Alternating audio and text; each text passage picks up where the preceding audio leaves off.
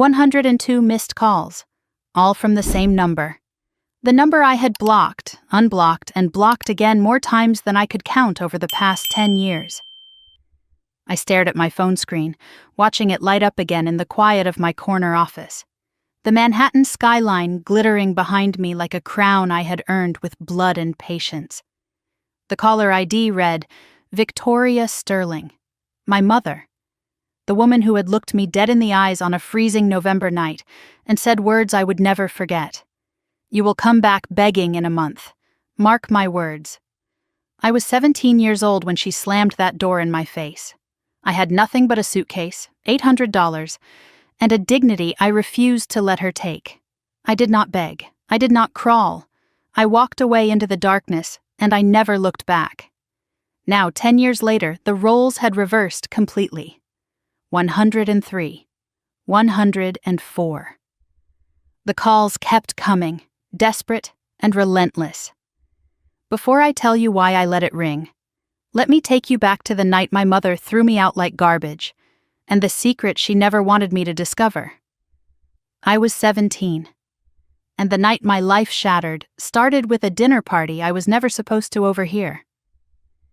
The Sterling mansion sat on 3 acres of manicured perfection in Greenwich, Connecticut, the kind of place where old money pretended to be humble while counting every penny of everyone else's worth. I had grown up in that house, but it never felt like home. More like a museum where I was one of the displays, expected to be beautiful, silent, and obedient. I was back from boarding school for Thanksgiving break, sitting through another one of my mother's elaborate dinner parties with a smile plastered on my face. The guests were the Harrison family, owners of a development firm my mother had been circling for months. A merger, she called it. A golden opportunity. My mother, Victoria, moved through the room like a queen holding court. Perfect blonde hair, perfect posture, perfect smile that never quite reached her eyes. She had married my father when she was 22 and widowed by 27. I barely remembered him, just fragments, a deep laugh, strong hands lifting me onto his shoulders, the smell of cedar and coffee. He died in a car accident when I was 5. My mother remarried 3 years later to Richard, a man who agreed with everything she said and never looked anyone directly in the eyes. My sister Meredith was born a year after that. The golden child. The one who did everything right. I was the reminder of the husband Victoria could not control. I felt it in every glance, every comparison, every cold silence when I entered a room. That night I excused myself to use the restroom. On my way back, I heard my name whispered in a tone that made me freeze outside the study door. I pressed myself against the wall, heart pounding, and listened. My mother's voice smooth and confident, and Mr. Harrison Sr. gruff and impatient. They were discussing an arrangement. It took me a moment to understand what I was hearing, and when I did, my blood turned to ice. My mother had promised my hand in marriage to Harrison Jr. The merger depended on it. Harrison Sr.'s voice was casual, almost bored. My son is difficult, I admit. But your daughter is pretty enough. She will learn to manage him. My mother's response made my stomach lurch. Elena will do as she is told. She has no other options. I have made sure of that. No other options. The words echoed in my skull. I had met Harrison Jr. once before, at a charity gala the previous spring. 24 years old with a smile that never matched his eyes. He had gripped my arm too hard when we danced, laughed when I winced, and spent the rest of the night staring at me like I was something he planned to collect. There were rumors about his ex-girlfriend, an accident, they called it. She had transferred schools and never spoke publicly again. My mother was selling me to that man, to save a business deal, to protect her empire. I stood in that hallway shaking with a rage I could barely contain, and waited until the guests left to confront her. The living room was empty except for my mother, arranging flowers that did not need arranging, and Richard hovering near the fireplace like a ghost, afraid to take up space. Meredith watched from the top of the stairs, 15 years old and already learning to be invisible when storms were coming. I did not bother with pleasantries. I heard everything. I am not marrying him. My mother's hand stilled on the roses. Her smile stayed frozen in place, but her eyes went sharp. "Excuse me, I heard your little arrangement with the Harrisons. I know about Harrison Jr. I know what he did to his ex-girlfriend. I would rather be homeless than married to a monster you picked for your profit." She turned slowly and the mask slipped. Not the polished hostess anymore. Something colder. Something I had seen glimpses of my whole life but never directly faced. She smiled and it made my skin crawl. "Homeless," she repeated. "That can be arranged." She gave me until morning. "Accept the engagement or leave. No money, no connections, no family." Richard said nothing. Did nothing. Meredith stood frozen at the top of the stairs, tears streaming down her face, but silent. Always silent. I went to my room and packed one suitcase. Clothes, documents, my grandmother's locket, the only jewelry I cared about. I counted my savings, birthday money I had hidden from Victoria over the years. $847. Not much. But it was mine. I looked around my childhood bedroom one last time and realized it had never really been mine at all. Just another room in a house full of beautiful things that belonged to a woman who saw people as possessions. On my dresser sat a photo of my grandmother Margaret, the real founder of Sterling Properties, the woman who had built an empire from nothing and loved me in a way my mother never could. She had died 2 years before, and since then, Victoria's grip on everything had become absolute. I picked up the photo and whispered to her, "I do not know what you meant, Grandma, but I am not staying here to find out." As I zipped my suitcase, I noticed something I had never seen before. A small envelope taped inside the lid. My grandmother's handwriting. "For Elena. When you are ready to leave." My heart slammed against my ribs. I almost opened it right there. But I heard my mother's footsteps approaching, and there was no time. I tucked the envelope into my coat pocket, grabbed my suitcase, and walked downstairs to face her one last time. Victoria waited by the front door, arms crossed, triumph written across her features. Richard stood behind her, useless as always. Meredith was still on the stairs, still crying, still saying nothing. My mother's voice was ice. "Last chance. Walk out that door and you are dead to this family. No calls, no money, nothing." I looked at the woman who had raised me, and I saw nothing. No love, no warmth, not even hatred. Just cold calculation. She had never seen me as a daughter, only as a tool. "I was never alive to you anyway," I said. And I walked out into the freezing November night. The door slammed behind me with a sound that felt like a bone breaking. My mother's voice followed me through the wood. "You will be back begging in a month. You hear me? 1 month." I kept walking. I did not look back. The cold air burned my lungs, and tears froze on my cheeks before they could fall. But I did not stop. I did not beg. What I did not know, what my mother had made certain I would never find out, was that my grandmother had left me something far more valuable than money, something that would destroy Victoria's entire empire. And it was sitting in my coat pocket, waiting for me to be ready. The roadside inn had a flickering neon sign and a clerk who asked no questions. That was all I needed. I had walked for 2 hours along the dark highway, suitcase wheels grinding against the pavement, breath turning to mist in the November cold. $42 bought me one night in a room that smelled like mildew and stale cigarettes. The heater rattled in the corner, pushing out barely enough warmth to stop my shivering. I sat on the edge of the bed, still wearing my coat, and finally allowed myself to feel the weight of what had just happened. I was alone. Truly, completely alone. 17 years old with a suitcase, $800 that would not last long, and a secret envelope I was terrified to open. I pulled my grandmother's locket from under my shirt and held it tight against my chest. The metal was warm from my skin, and for a moment I could almost feel her presence. Margaret Eleanor Sterling, the woman who had built an empire from nothing, the woman who had loved me when no one else did. She had died 2 years ago, and I still felt the loss like a phantom limb, aching in places I could not name. That was when I remembered her words, the ones she had whispered to me the night before she died.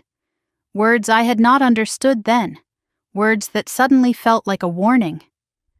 2 years earlier, I had sat beside her hospital bed in a private suite filled with flowers and the steady beep of machines. She was 78 years old, and the cancer had hollowed her out until she looked like a paper version of herself. But her eyes were still sharp, still fierce. My mother paced outside the room making phone calls about the estate, already dividing up the spoils before my grandmother had even stopped breathing. For a few precious minutes, I was alone with her. She grabbed my hand with surprising strength. "Come closer, sweetheart. There are things I need to tell you, things your mother must never hear."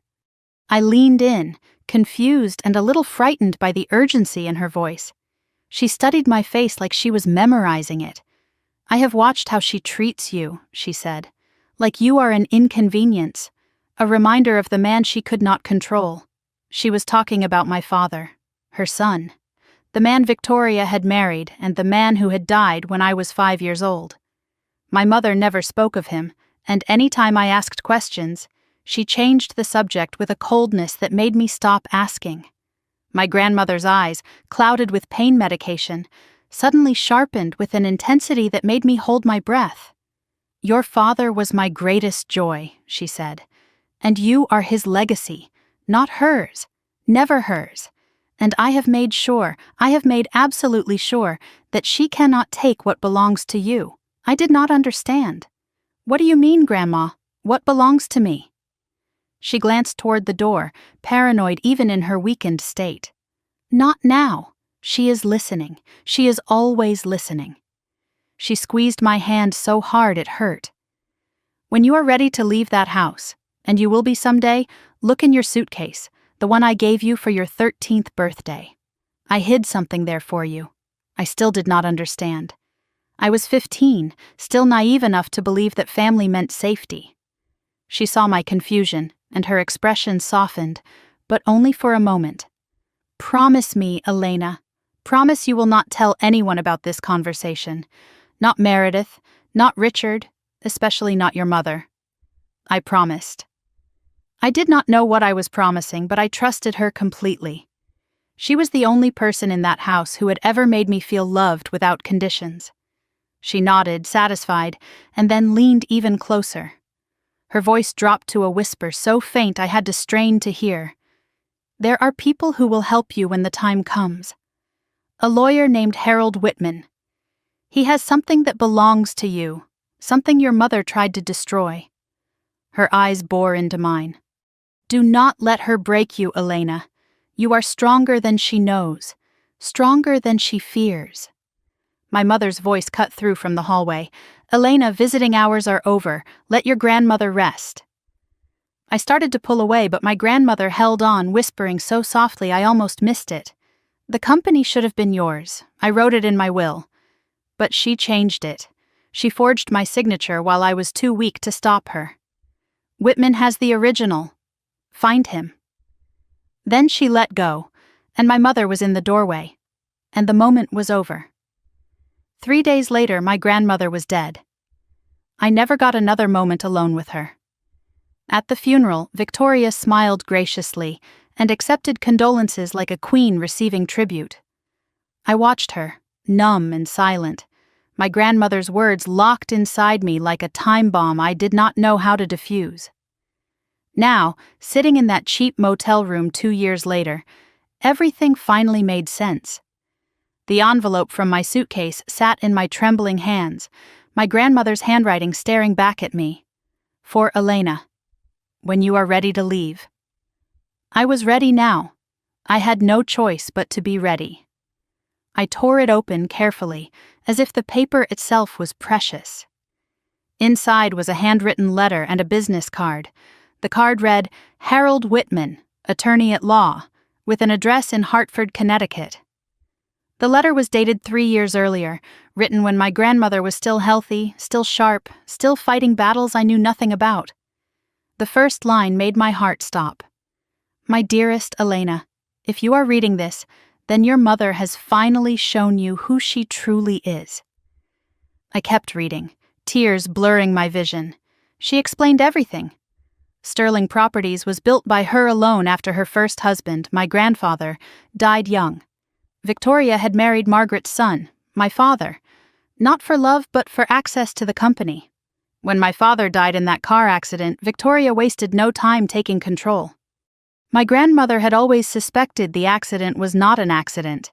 She could never prove it, but she had never stopped believing that Victoria was involved. My stomach lurched. I had to pause, take a breath, remind myself to keep reading. 5 years before she died, my grandmother had rewritten her will. She left 51% of Sterling Properties to me, to be claimed when I turned 25. She gave a copy to Harold Whitman with instructions to keep it secret and safe. But 6 months before her death, Victoria discovered the will. She had her lawyers present while my grandmother was heavily sedated after surgery. She forced Margaret to sign a new version, one that gave Victoria complete control. They told the witnesses my grandmother was confused, that she wanted to correct a mistake. She was too weak to fight. But she had already given Harold the original, signed and notarized years before the forgery. The letter ended with words that seared themselves into my soul. You own Sterling Properties, Elena, not her. Find Harold. Claim what is yours. And when the time comes, make her pay for what she did to both of us. I read the letter 3 more times, memorizing every word. Then I hid it back in the suitcase lining, in the same spot my grandmother had placed the envelope years ago. I looked at Harold Whitman's business card. Hartford was 3 hours away by bus. Part of me wanted to go immediately, demand answers, claim what was mine. But I was 17, homeless, with $800 to my name. I could not fight Victoria now. She had lawyers and money and power I could not imagine. I needed to survive first. Build myself up, learn how the world worked. Then, when I was ready, I would find Harold Whitman. And when I turned 25, I would take back everything she had stolen. I tucked the business card into my wallet and lay down on the lumpy motel bed. For the first time since walking out that door, I did not feel hopeless. I had a purpose now. A goal. A reason to keep going. I did not just leave that mansion with a suitcase and $800. I left with a weapon. A truth my mother thought she had buried forever. 3 days later, a letter arrived at the motel, forwarded from my old boarding school address. The return address said Law Offices of Harold Whitman. Inside was a single sentence. Your grandmother told me you would come. I have been waiting. Call me when you are ready, but be careful. Your mother has eyes everywhere. 3 weeks after my mother threw me out, I moved to Bridgeport. It was far enough from Greenwich to avoid Victoria's social circle, but close enough to be practical. I found a tiny room above a laundromat, shared bathroom down the hall, $180 a week. The walls were thin enough to hear my neighbor's television at all hours, and the radiator clanked like someone was trapped inside it, but it was mine. My $800 lasted exactly 19 days. After that, survival meant working until my body screamed for rest and then working some more.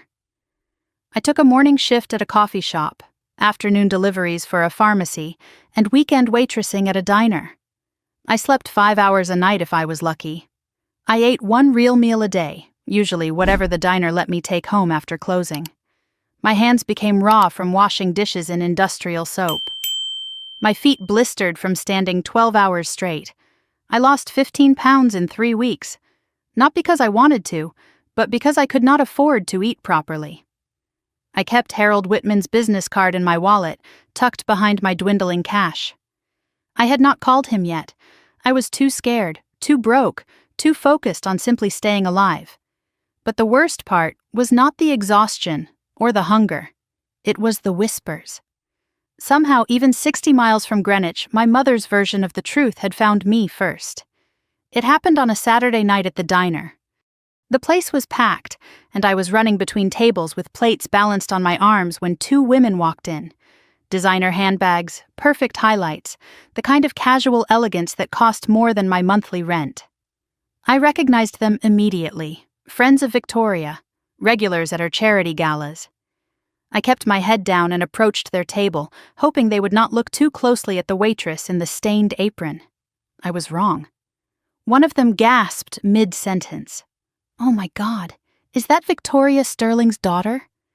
Her friend leaned in, whispering loud enough for half the restaurant to hear. "The one who ran off with that drug dealer?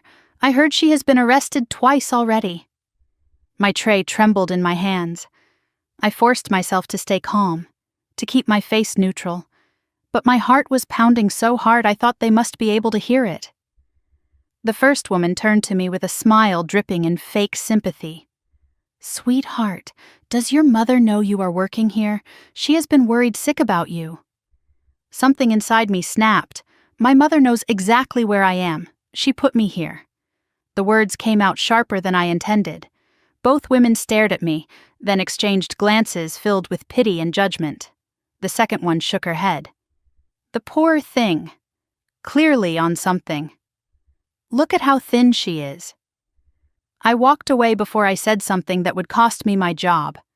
My manager gave me a warning look, and I swallowed my rage and kept serving tables until my shift ended at midnight. That night, in my tiny room above the laundromat, I borrowed a laptop from a coworker and searched my own name.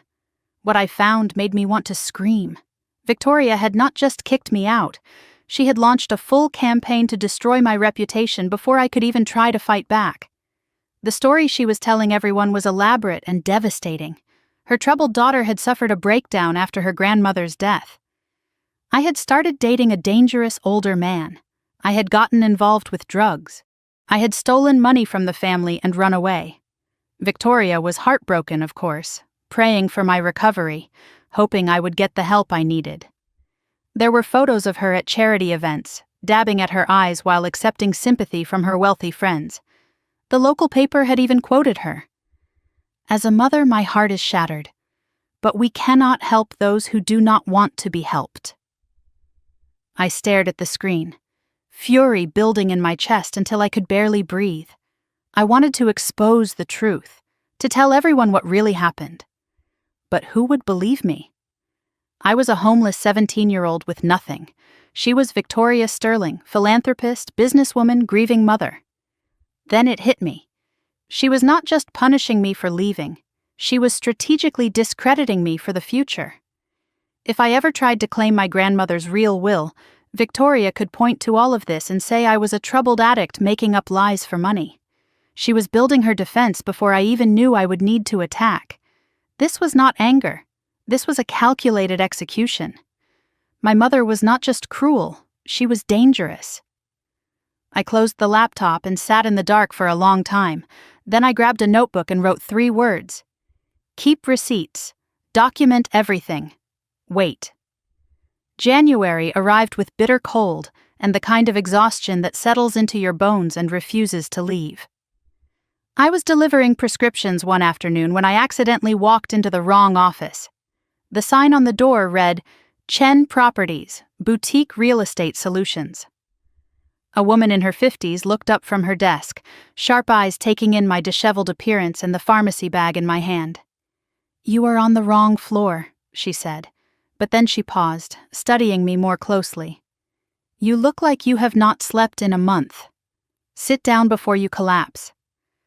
I started to refuse, but something in her voice stopped me. She made me tea and asked questions. Where did I go to school? Where did I work? How old I was? I found myself answering honestly, too tired to construct lies. When I mentioned Greenwich Academy, her expression shifted. "Greenwich? You would not happen to know the Sterling family, would you?" I hesitated for only a moment before deciding I had nothing left to lose. "Victoria Sterling is my mother. She kicked me out 2 months ago." The woman leaned back in her chair, studying me with new interest. Her name was Diane Chen, and what she told me next changed everything. "Victoria Sterling destroyed my husband's business 15 years ago," she said. "Undercut his bids, spread rumors about faulty construction, got his license suspended on false charges. He never recovered. Died of a heart attack 3 years later." She looked at me with something I had not seen in months. Respect. "So, you survived her too." We talked for hours. I did not tell Diane about the inheritance or Harold Whitman. It was too risky, and I did not know yet if I could trust her. But I told her about the ultimatum, the arranged marriage, the lies Victoria was spreading. Diane listened without interrupting, nodding slowly. "Your mother is a predator," she said. "She finds people's weaknesses and exploits them. The only way to survive her is to become something she cannot destroy."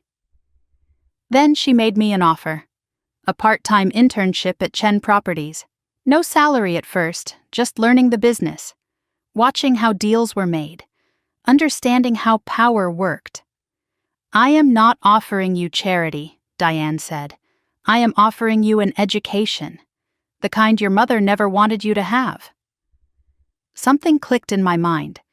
My grandmother had built Sterling Properties from nothing. Diane had built Chen Properties from the ashes of what Victoria destroyed. Maybe I did not need to wait until I was 25 to start fighting back. Maybe I could start building now. I accepted her offer that same day. February came with freezing rain and the first hint that I might actually survive this. I was working mornings at the coffee shop, afternoons at Chen Properties, weekends at the diner. It was brutal, but for the first time I was learning instead of just surviving.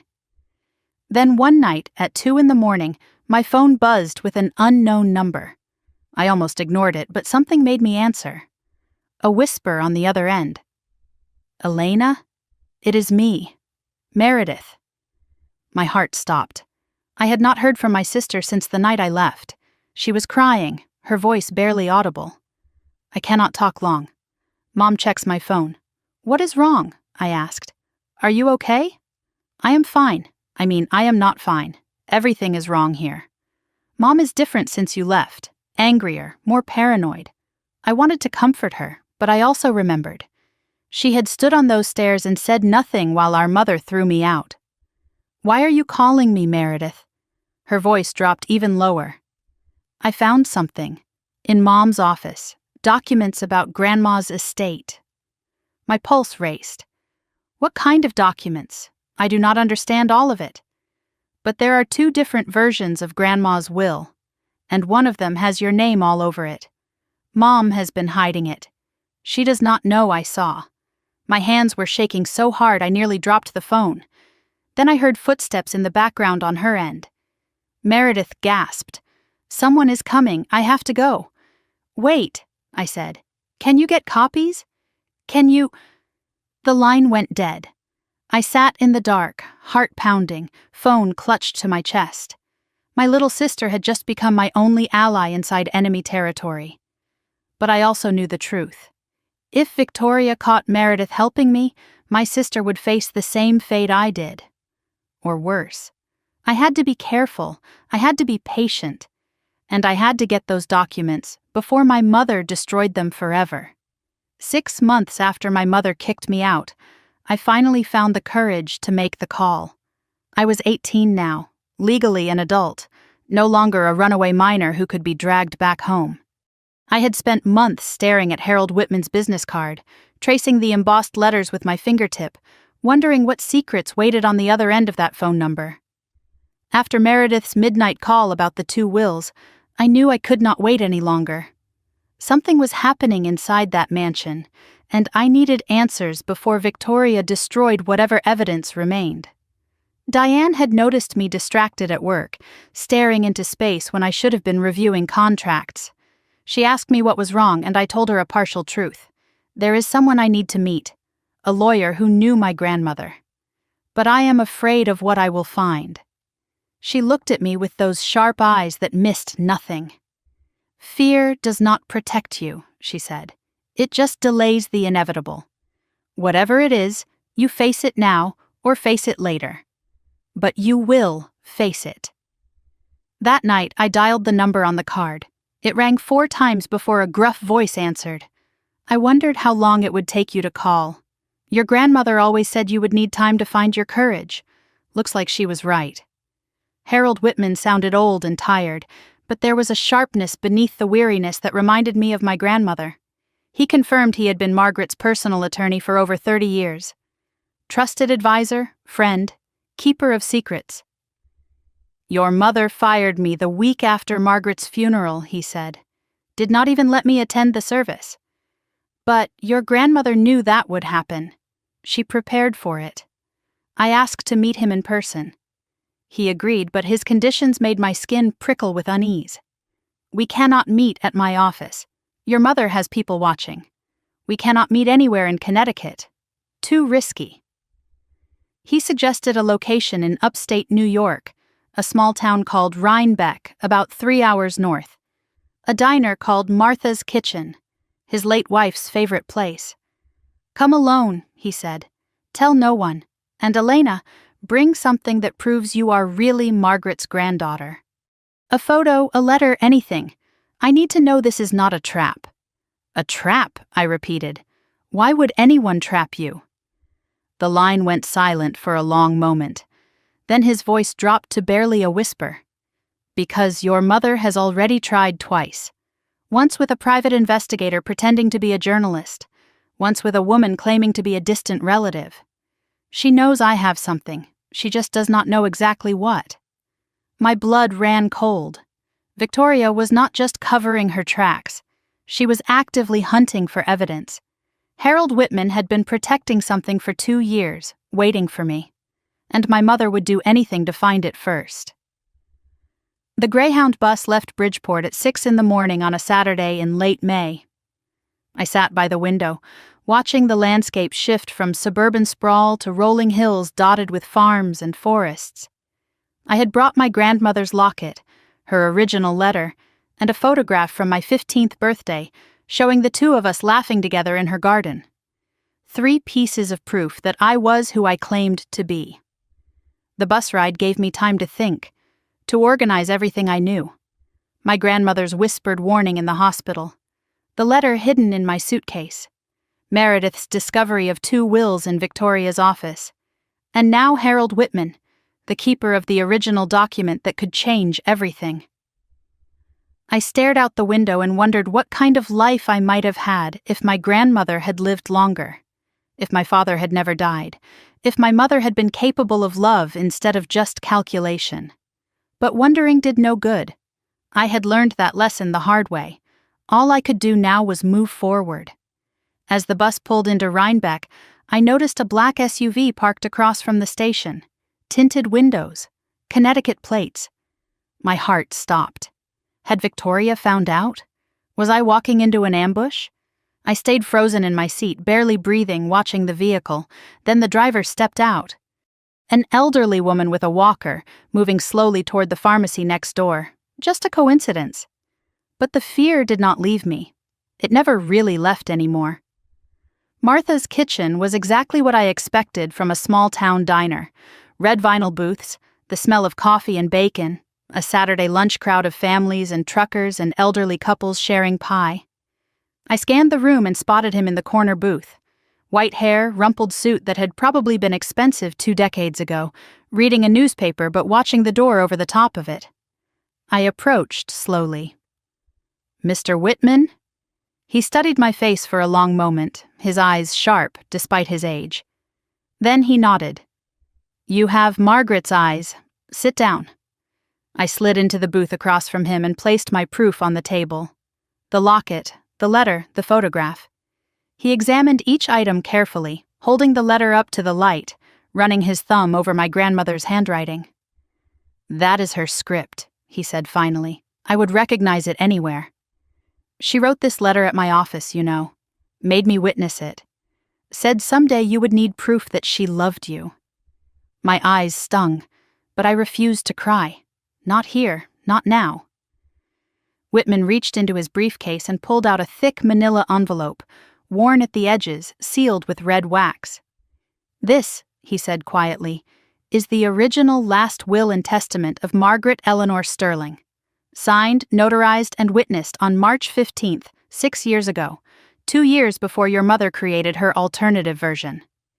He slid documents across the table, and I read them with trembling hands. The original will was clear and specific. 51% of Sterling Properties shares to Elena Margaret Sterling, to be claimed upon reaching age 25. 15% to Meredith. 34% to Victoria, but with restrictions. She could not sell, merge, or restructure without board approval. There was also a trust fund established for my education, completely separate from Victoria's control. And the family estate in Vermont, the one my grandmother had loved most, was left directly to me. Whitman explained everything in a low voice, glancing occasionally toward the door. Margaret knew your mother would try to seize control after she died. She structured the will to give you majority ownership, but only at 25. She hoped you would be mature enough by then to handle the responsibility and fight back if necessary. The education trust was supposed to protect you through college, but Victoria blocked it by claiming you were estranged and unreachable. I felt sick. Even from beyond the grave, my grandmother had tried to protect me, and Victoria had dismantled every safeguard, stolen every protection, left me with nothing. How did she forge the will? I asked. Whitman's face darkened. 6 months before your grandmother died, Victoria obtained power of attorney. She bribed a doctor named Gerald Hoffman to declare Margaret mentally incapacitated. Then she brought in her own lawyers while your grandmother was heavily sedated after surgery. They created a new will, had Margaret sign it while she was barely conscious, and filed it with the court before anyone could object. Can we prove the forgery? My voice came out harder than I expected. Whitman sighed heavily. I have the original will. I have testimony about your grandmother's mental clarity in the months before that surgery. I have suspicions about the doctor. But suspicions are not evidence. And your mother has spent 2 years covering her tracks. Right now, if we went to court, it would be your word against hers. She has money, lawyers, and a public image. You have a diner job and an internship. The truth of his words settled over me like a weight. I needed more than the original will. I needed proof of the forgery. I needed witnesses willing to testify. I needed time and resources and power I did not have, not yet. Whitman gave me copies of everything, the original will, his notes, a timeline of events. He told me to hide them somewhere Victoria would never look. Not in my apartment, not on my computer. Your mother has resources you cannot imagine, he said. Private investigators, hackers, people who make problems disappear. I understood what he was telling me. I could not fight Victoria now. I would have to wait until I turned 25, 7 more years, but I could use that time to build my case. Document everything Victoria did wrong with Sterling Properties. Find the doctor who had signed off on my grandmother's false incapacity declaration. Locate witnesses from the nursing staff and household who had seen what really happened. And build enough financial independence that Victoria could not destroy me through poverty alone. Your mother is not stupid, Whitman warned as I stood to leave. She is paranoid, but she is also patient. Right now she thinks you are a failed runaway, an embarrassment to forget. Let her keep thinking that. The moment she realizes you are a threat, she will come for you with everything she has. So I stay invisible, I said. I stay quiet.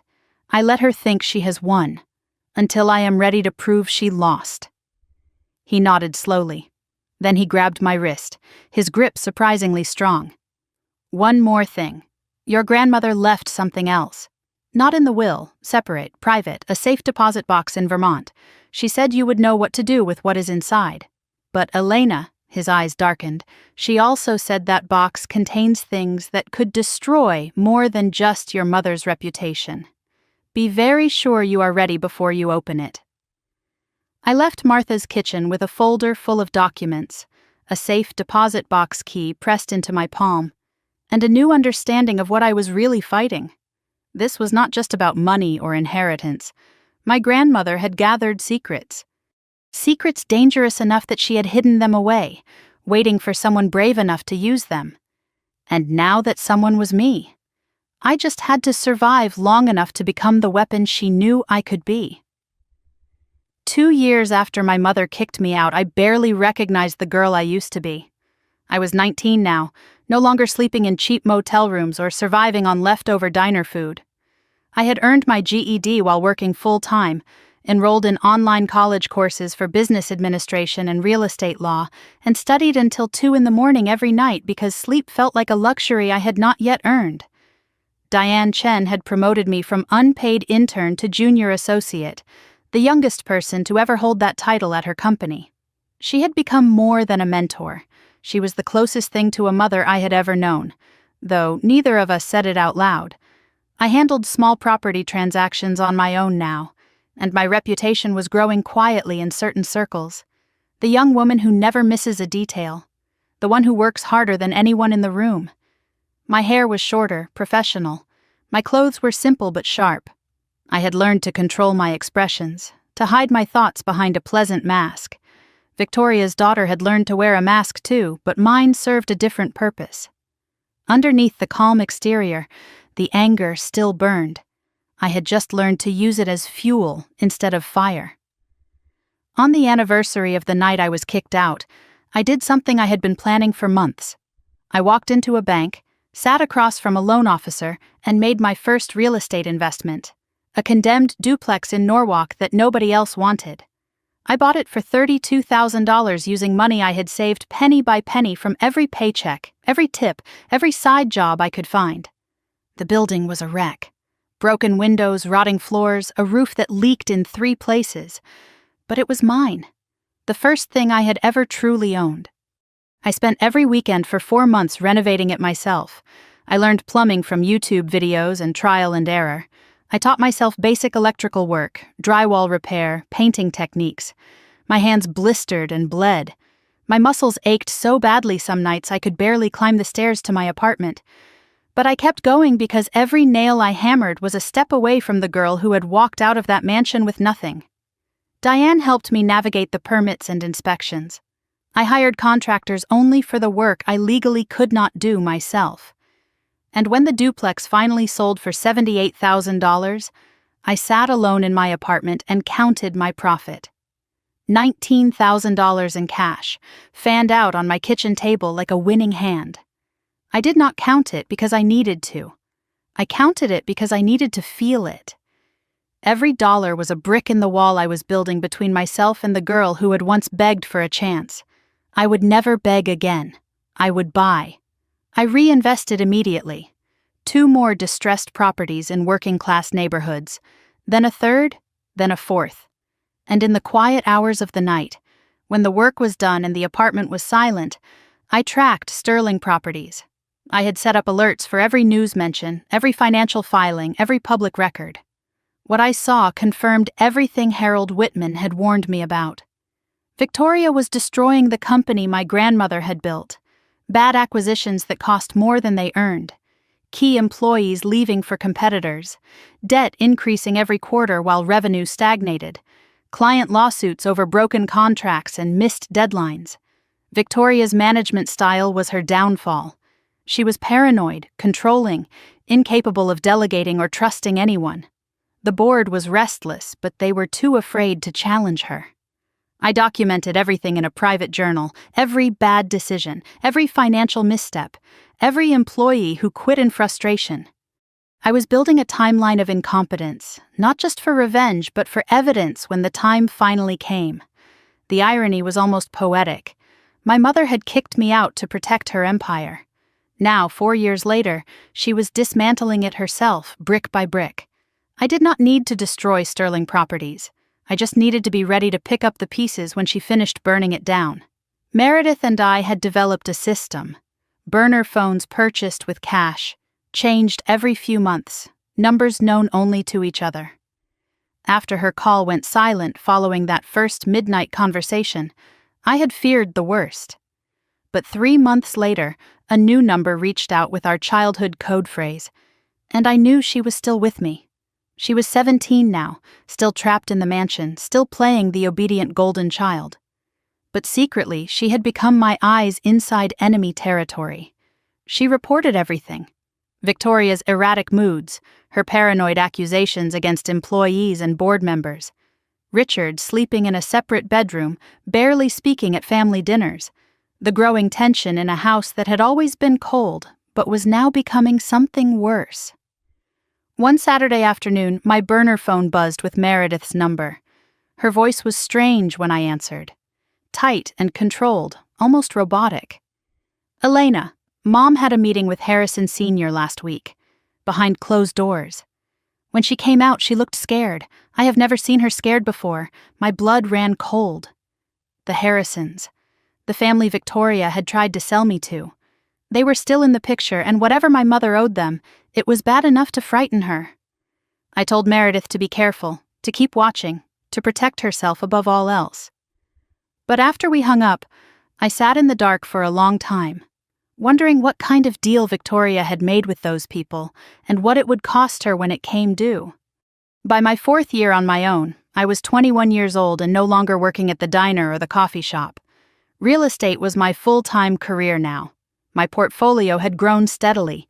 8 properties renovated and sold. 3 rental units generating passive income every month.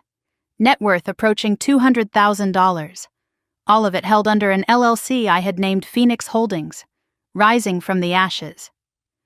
Diane had made me a partner at Chen Properties, the youngest in company history. My name was not public, and I operated through the LLC to stay invisible. As far as Greenwich society knew, Victoria's troubled daughter had disappeared years ago, probably dead in a ditch somewhere or wasting away in some addiction facility. I let them believe it. Invisibility was my greatest weapon.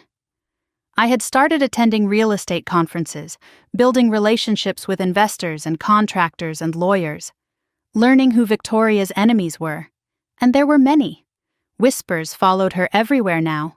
Difficult to work with, impossible to trust, bleeding money. I filed away every name, every connection, every piece of gossip. 4 more years until I turned 25 and could claim my inheritance. But I was not just waiting.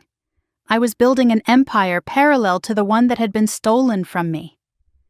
When I finally revealed myself, I would not be a desperate girl with a piece of paper. I would be a force Victoria could not ignore, dismiss, or destroy. In April, a commercial broker I had met at a conference called me with an opportunity. "There is a property going to auction next month," she said. "Former warehouse district in New Haven. Multiple bidders expected, including Sterling Properties." I smiled into the phone. "Tell me everything." The auction took place in a hotel ballroom in Hartford. I attended as a representative of Phoenix Holdings, wearing a professional suit and glasses I did not need. My hair was different now. My posture changed. My entire presence transformed from the 17-year-old who had walked out of that mansion. I scanned the room.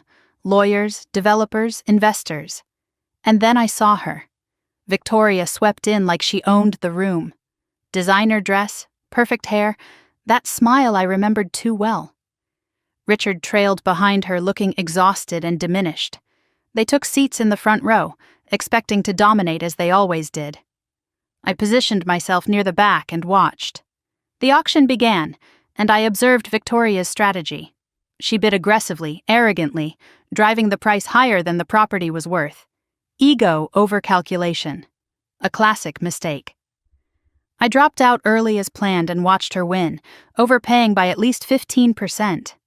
Another bad decision for my file, another crack in her foundation. As the auction ended and people filed toward the exit, I found myself walking behind Victoria, close enough to smell her perfume. The same Chanel she had worn my entire childhood. She was on her phone, complaining about incompetent contractors and disloyal employees. Her elbow brushed my arm as she passed through the doorway. She did not apologize, did not even glance back, but I stopped, stood in that doorway for a moment, watching her walk away. "Enjoy it while you can, Mother," I whispered. "Your time is almost up." A voice behind me made me freeze. "Excuse me, are you not Victoria Sterling's daughter?"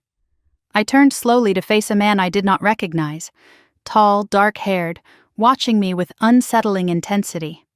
"I have no idea what you are talking about," I said calmly. But his eyes told me he did not believe a single word. The stranger's eyes held mine with an intensity that made my pulse race. I kept my expression neutral, the mask I had perfected over 5 years of survival. "I already told you," I said. "I have no idea what you are talking about." He smiled, but there was no warmth in it. Just recognition. My mistake, then. "You just bear a striking resemblance to someone I have been researching for a very long time." He handed me a business card before I could respond. Nathan Cole, Cole Development Group. The name hit me like a slap. Cole Development was one of Sterling Properties' biggest competitors. I had seen their name in industry publications, watched them win bids Victoria had wanted, noted how aggressively they had grown in the past decade, and now their CEO was standing in front of me, claiming to know exactly who I was. I pocketed the card without looking at it. Interesting company, I said carefully. I hear they are doing well. Nathan tilted his head, studying me like a puzzle he was determined to solve. We are. No thanks to Victoria Sterling. She tried to destroy us once. She failed. He paused, letting the words sink in. I am not here to expose you, Elena. I am here because we have something in common. We both want to see Victoria Sterling burn. He said it so casually, like he was discussing the weather. But his eyes told a different story. There was hatred there, the kind that only comes from deep personal wounds. Whatever Victoria had done to this man, it was not just business. It was war. We ended up in a quiet corner of the hotel bar, 2 untouched drinks sitting between us. I kept my guard up, watching for any sign that this was a trap. But something about Nathan's anger felt genuine. Too raw to be performance. He told me his story, and with every word, my understanding of my mother's cruelty expanded. His father, Robert Cole, had built Cole Development from nothing in the 1980s. For years, Sterling Properties and Cole Development had been friendly competitors, occasionally partnering on projects, respecting each other's territory. Then everything changed. When Nathan was 18, his father secured the biggest contract of his career, a waterfront development in Stamford worth tens of millions. Victoria wanted that contract. She did not just compete for it, she annihilated Robert Cole to get it. She spread rumors that Cole Development used substandard materials. She bribed a building inspector to file false safety violations. Robert Cole's license was suspended pending investigation. By the time he was cleared 18 months later, he had lost everything. Clients had fled, his reputation was destroyed. He filed for bankruptcy and never recovered.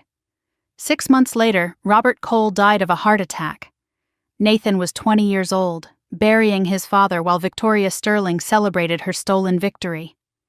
She did not just beat him, Nathan said, his voice low and controlled. She erased him, made sure no one would remember Robert Cole as anything but a failure. He died thinking he was worthless. Nathan looked at me with an intensity that made me shiver. I was 20 years old, standing at my father's grave, and I swore I would take back everything she stole. I have been building toward that for 12 years, and now I find out Victoria's own daughter is doing the same thing. That is not a coincidence. That is an opportunity. I should have walked away. Every instinct I had developed over 5 years of survival screamed that trusting anyone was dangerous. Victoria had turned people before. She could have planted Nathan to draw me out. But something in his story resonated too deeply to dismiss. I knew what it felt like to lose a father because of Victoria. I knew the rage that never faded, the hunger for justice that shaped every decision. And I knew that I had been building my case alone for too long. I needed resources, connections, evidence I could not gather on my own. Nathan had all of those things. The question was whether I could trust him enough to share what I knew. Why should I trust you? I asked. For all I know, you are working for her. This could be another one of her traps. Nathan considered the question for a long moment. Then he pulled out his phone and showed me a photograph. His father, gaunt and gray, lying in a hospital bed. The image was devastating. A man who looked 80, but could not have been older than 50. This was taken 2 days before he died, Nathan said. His voice cracked almost imperceptibly. He was 53 years old. Victoria Sterling took everything from him. His business, his reputation, his will to live. He put the phone away. I do not work for her. I exist to end her. I believed him. Maybe it was foolish. Maybe 5 years of isolation had made me desperate for an ally. But looking into Nathan's eyes, I saw a mirror of my own pain. Two people destroyed by the same monster, both building toward the same reckoning. We spent the next hour talking strategy. I did not reveal everything. Not the original will, not Harold Whitman, not the safe deposit box in Vermont. I kept my biggest secrets close, maintaining leverage. But I told him enough. The kicked out at 17. The forced marriage I refused. The lies Victoria had spread to destroy my reputation. Nathan listened without interrupting, nodding slowly, and he shared what he had gathered over 12 years of investigation. Shell companies in Delaware that Victoria used to hide assets, bribes to zoning officials documented through financial records, falsified environmental reports that had allowed Sterling Properties to build on protected land. Together we began mapping Victoria's network of lies. 3 weeks later, I sat in Nathan's office in downtown Hartford, surrounded by whiteboards covered in timelines and documents. We had been meeting in secret, late nights poring over evidence, strategy sessions over takeout containers. Nathan had resources I could only dream of. Forensic accountants, private investigators, a legal team on retainer. And he had years of documentation I had never seen. The picture emerging was darker than I had imagined. Victoria's corruption ran deeper than simple greed. She had destroyed at least 4 other businesses the same way she destroyed the Coles. She had bribed judges, manipulated land deals, possibly even blackmailed a state senator who had tried to investigate her practices. Nathan was impressed by my discipline, my analytical mind, my cold patience. I was impressed by his resources, his intelligence, his matching hatred. And something else had begun to simmer beneath the surface. One night, past midnight, we were reviewing financial discrepancies in Sterling's third-quarter reports. Nathan reached across the table for a document, and his hand brushed mine. We both froze. For a heartbeat, neither of us moved. The air between us felt charged, electric with something neither of us was ready to name. Then I pulled back, reaching for my coffee instead. "We should focus," I said, my voice steadier than my pulse. Nathan nodded, but his eyes lingered a second too long.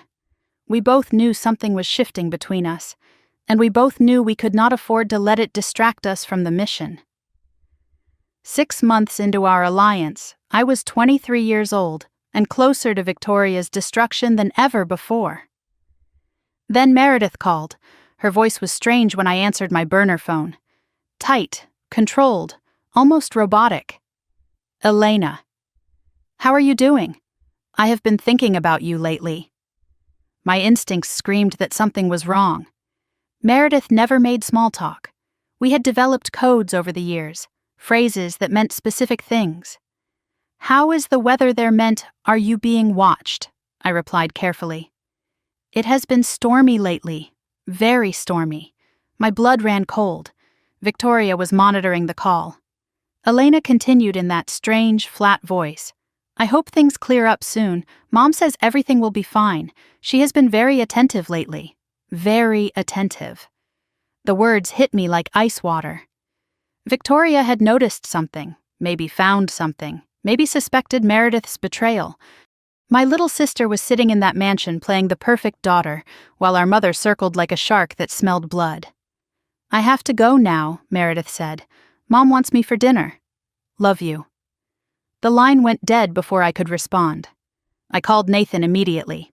"We have a problem. Victoria is on to Meredith. We need to accelerate our timeline." 2 weeks later, at 3 a.m, my phone exploded with calls from Meredith's burner number. I answered, groggy and confused. Her voice was not controlled this time. It was raw panic, barely a whisper.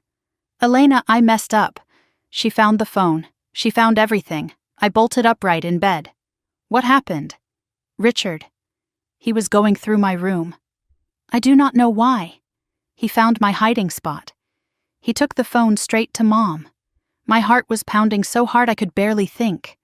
What did she do?" Meredith described the confrontation in fragments. Victoria's face going white, then purple with rage, screaming at Meredith for an hour. calling her a traitor, a snake, just like her sister, demanding to know everything Meredith had told me. Meredith had lied, claimed she only called to beg me to come home. Victoria did not believe her. She took my phone, my laptop, everything. I am locked in my room. There is someone outside my door. Private security, I think. She cannot do that, I said. You are 19. That is false imprisonment. Meredith's voice cracked. She does not care. She said if I try to leave, she will have me committed. She has a doctor who will sign the papers. The same one who signed for Grandma. The same doctor. The same playbook Victoria had used to forge my grandmother's will. Now she was threatening to use it against my sister. Elena, Meredith's voice broke completely. I am scared. She looks at me the way she used to look at you, like I am not her daughter anymore, like I am just a problem to solve. I heard footsteps in the background on her end. Someone was coming. I have to go. Please, please help me. Do not let her do to me what she did to Grandma. Do not let her make me disappear. The line went dead. I grabbed my keys, my jacket, the folder of evidence Nathan and I had compiled. Victoria had finally made a mistake she could not take back. She had shown Meredith exactly who she really was, a monster who would sacrifice her own children to protect her lies. Now Meredith was not just a source, she was a witness. And she was also my sister. I had spent 5 years building toward revenge. But revenge could wait another day. Tonight I had a rescue mission, and God help anyone who tried to stop me. Nathan's office felt like a war room at 3 a.m. Maps of Greenwich spread across the table, security team on standby, lawyers ready to intervene if things went wrong. I paced the floor while Nathan made calls, coordinating resources I could never have gathered on my own. The situation was worse than Meredith had described. Nathan's contact inside the Greenwich Police Department had disturbing news. Victoria had filed a report that evening claiming Meredith suffered a psychotic break and might be dangerous to herself. She was building a paper trail. If we took Meredith and Victoria called the police, they would treat us as kidnappers and my sister as a mental patient who needed to be returned to her mother's care. This was not just a rescue anymore. It was a race against a legal trap. Nathan's security team consisted of 2 former military operatives who asked no questions and followed orders precisely. We had a lawyer on standby for emergency custody issues and a doctor ready to examine Meredith and certify her mental competence the moment we got her out. The mansion layout was familiar to me from 17 years of living there, but Meredith had provided additional details over our years of secret communication. Security changed shifts at 4 a.m. There would be a 15-minute gap. Her room faced the back garden and was accessible through the service entrance. Victoria slept in the master suite on the opposite end of the house. Richard had moved to the guest wing. If we moved fast and quiet, we could extract Meredith before anyone noticed. If we failed, Victoria would use the police report to have my sister committed, and I would lose her forever. We drove through the darkness toward Greenwich, the same roads I had walked 6 years ago with nothing but a suitcase and $800.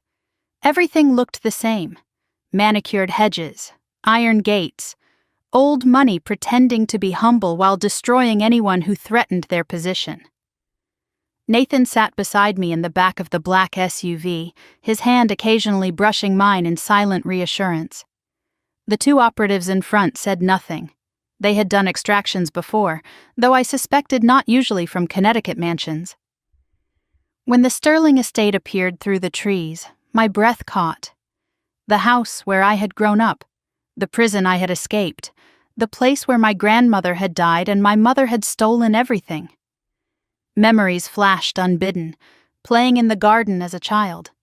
My grandmother teaching me the names of flowers by the fountain. The window of my old room, dark now, probably converted to something else. Victoria had erased me from that house long before she kicked me out. We parked 2 blocks away and proceeded on foot. The security operative confirmed the shift change was happening. Nathan's tech person had disabled the electronic lock on the back gate an hour earlier. We slipped through the garden, moving between shadows, and I led the way because I knew every path and hiding spot from years of escaping Victoria's scrutiny. As we approached the back of the house, I saw something that made me freeze. A light in Meredith's window, flickering and unsteady. Not electric light, candlelight. The curtain moved, and I caught a glimpse of my sister's face. Pale, terrified, pressing against the glass. She was watching for us. She knew we were coming. The question was who else knew. The service entrance door had the same old lock I had learned to pick as a teenager sneaking out after curfew. It clicked open easily, and we moved through the hallway past the kitchen where I used to hide during my mother's dinner parties. 12 steps to the second floor. The 7th one creaked, and I skipped it automatically. Meredith's door had a security guard's chair outside it, but the chair was empty. Shift change. I knocked softly.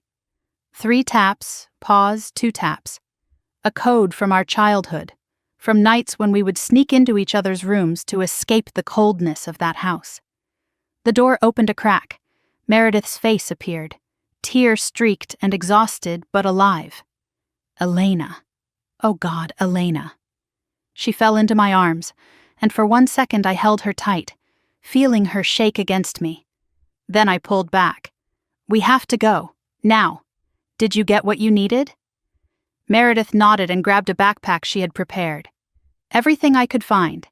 Emails, financial documents, the fake will, and a recording of Mom threatening to have me committed.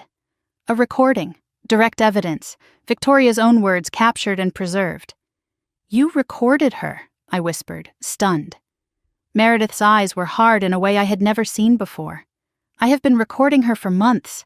Every conversation, every threat, every admission. She thought I was the loyal one, the stupid one. She never checked my room for devices. My baby sister had become a spy in her own home, and she had gathered ammunition that could destroy Victoria's entire defense. We were 10 feet from the service stairs when a light clicked on behind us.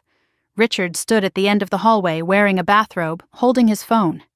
His face was pale, conflicted, but his finger hovered over the dial button. I knew you would come, he said quietly. Victoria said you would. She has been waiting. I stepped in front of Meredith, shielding her with my body. Richard, do not do this. His voice cracked. I do not have a choice. She will destroy me if I let you leave. She is going to destroy you anyway, I said. You know that. You have seen what she does to people who are no longer useful. Richard hesitated. I could see the fear in his eyes, genuine terror of the woman he had married. Not loyalty, not love, just fear. I never wanted any of this, he said. When I married her, I thought she was. I did not know what she was. Then help us. Testify against her. We can protect you. He laughed bitterly. No one can protect me. You do not know the things I have helped her do. If she goes down, I go down with her. His thumb moved toward the call button. Then Meredith stepped forward, her voice cold as ice. Dad, if you make that call, I will tell them everything. About the Harrison deal. About what really happened to Elena's father. About the money in the Cayman Islands. Richard's face went white. How do you know about that? Meredith smiled grimly. I told you. I have been listening. Richard slowly lowered the phone. Whatever secrets Meredith had uncovered, they were enough to terrify him more than Victoria did. The Cayman accounts, I repeated. The Harrison deal. What really happened to my father? We need to talk about that later. Meredith nodded. Later. Right now we need to go.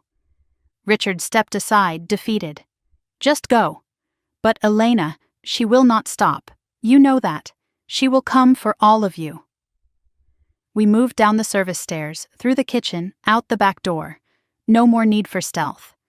We ran across the garden, through the gate, sprinting toward the waiting SUV. The engine started as we threw ourselves inside. Nathan grabbed my hand as we pulled away. I looked back at the mansion one last time and saw a light click on in the master bedroom. Victoria's silhouette in the window. She knew, and the war had officially begun. My phone rang before we had gone a mile. Unknown number. I answered without thinking. Victoria's voice came through the speaker, cold and controlled. "Hello, Elena. I was wondering when you would finally show your face." My blood froze, but I kept my voice steady. "Victoria. That is mother to you, sweetheart. Though I suppose you have given up that privilege." Her voice dripped with venom. "You think you have won something tonight. You have taken my weak, pathetic daughter and run off with your little boyfriend." How touching. "But let me explain something to you." She paused, and her voice dropped to a whisper that felt louder than a scream. "I have known where you were for 2 years, who you have been working with, what you have been building. You thought you were invisible. I have been watching you the entire time. And now that you have shown yourself, the real game begins." I looked at Nathan, ice in my veins. Victoria continued, her voice sharp as a blade. "You have 48 hours to return Meredith. After that, I file kidnapping charges. And do not think your little company will protect you. I have already made some calls." "Meredith is 19, I said. "An adult. She left of her own free will." Victoria laughed. "My lawyers will have a different story. A troubled young woman suffering from delusions, manipulated by her estranged sister with a vendetta." "The same playbook you used on Grandma," I said. "It will not work this time." Silence. Then Victoria's voice, dangerous and low. "Do not you dare speak about my mother." "Your mother," I replied. "She built everything you have. And she wanted me to have it. We both know the truth about that will, Victoria." The line went dead. Nathan's phone rang immediately. He answered, listened, and his face went grim. He looked at me. "Check your bank accounts. Now." I opened my banking app with trembling fingers. For a moment, I did not understand what I was seeing. Then it hit me like a punch to the gut. Every account I had, personal and business, Phoenix Holdings and my private savings, all of it frozen. Red warnings across every screen. Suspected fraud. Investigation pending. Account holder Elena Victoria Sterling. My mother had not just called me. She had declared war.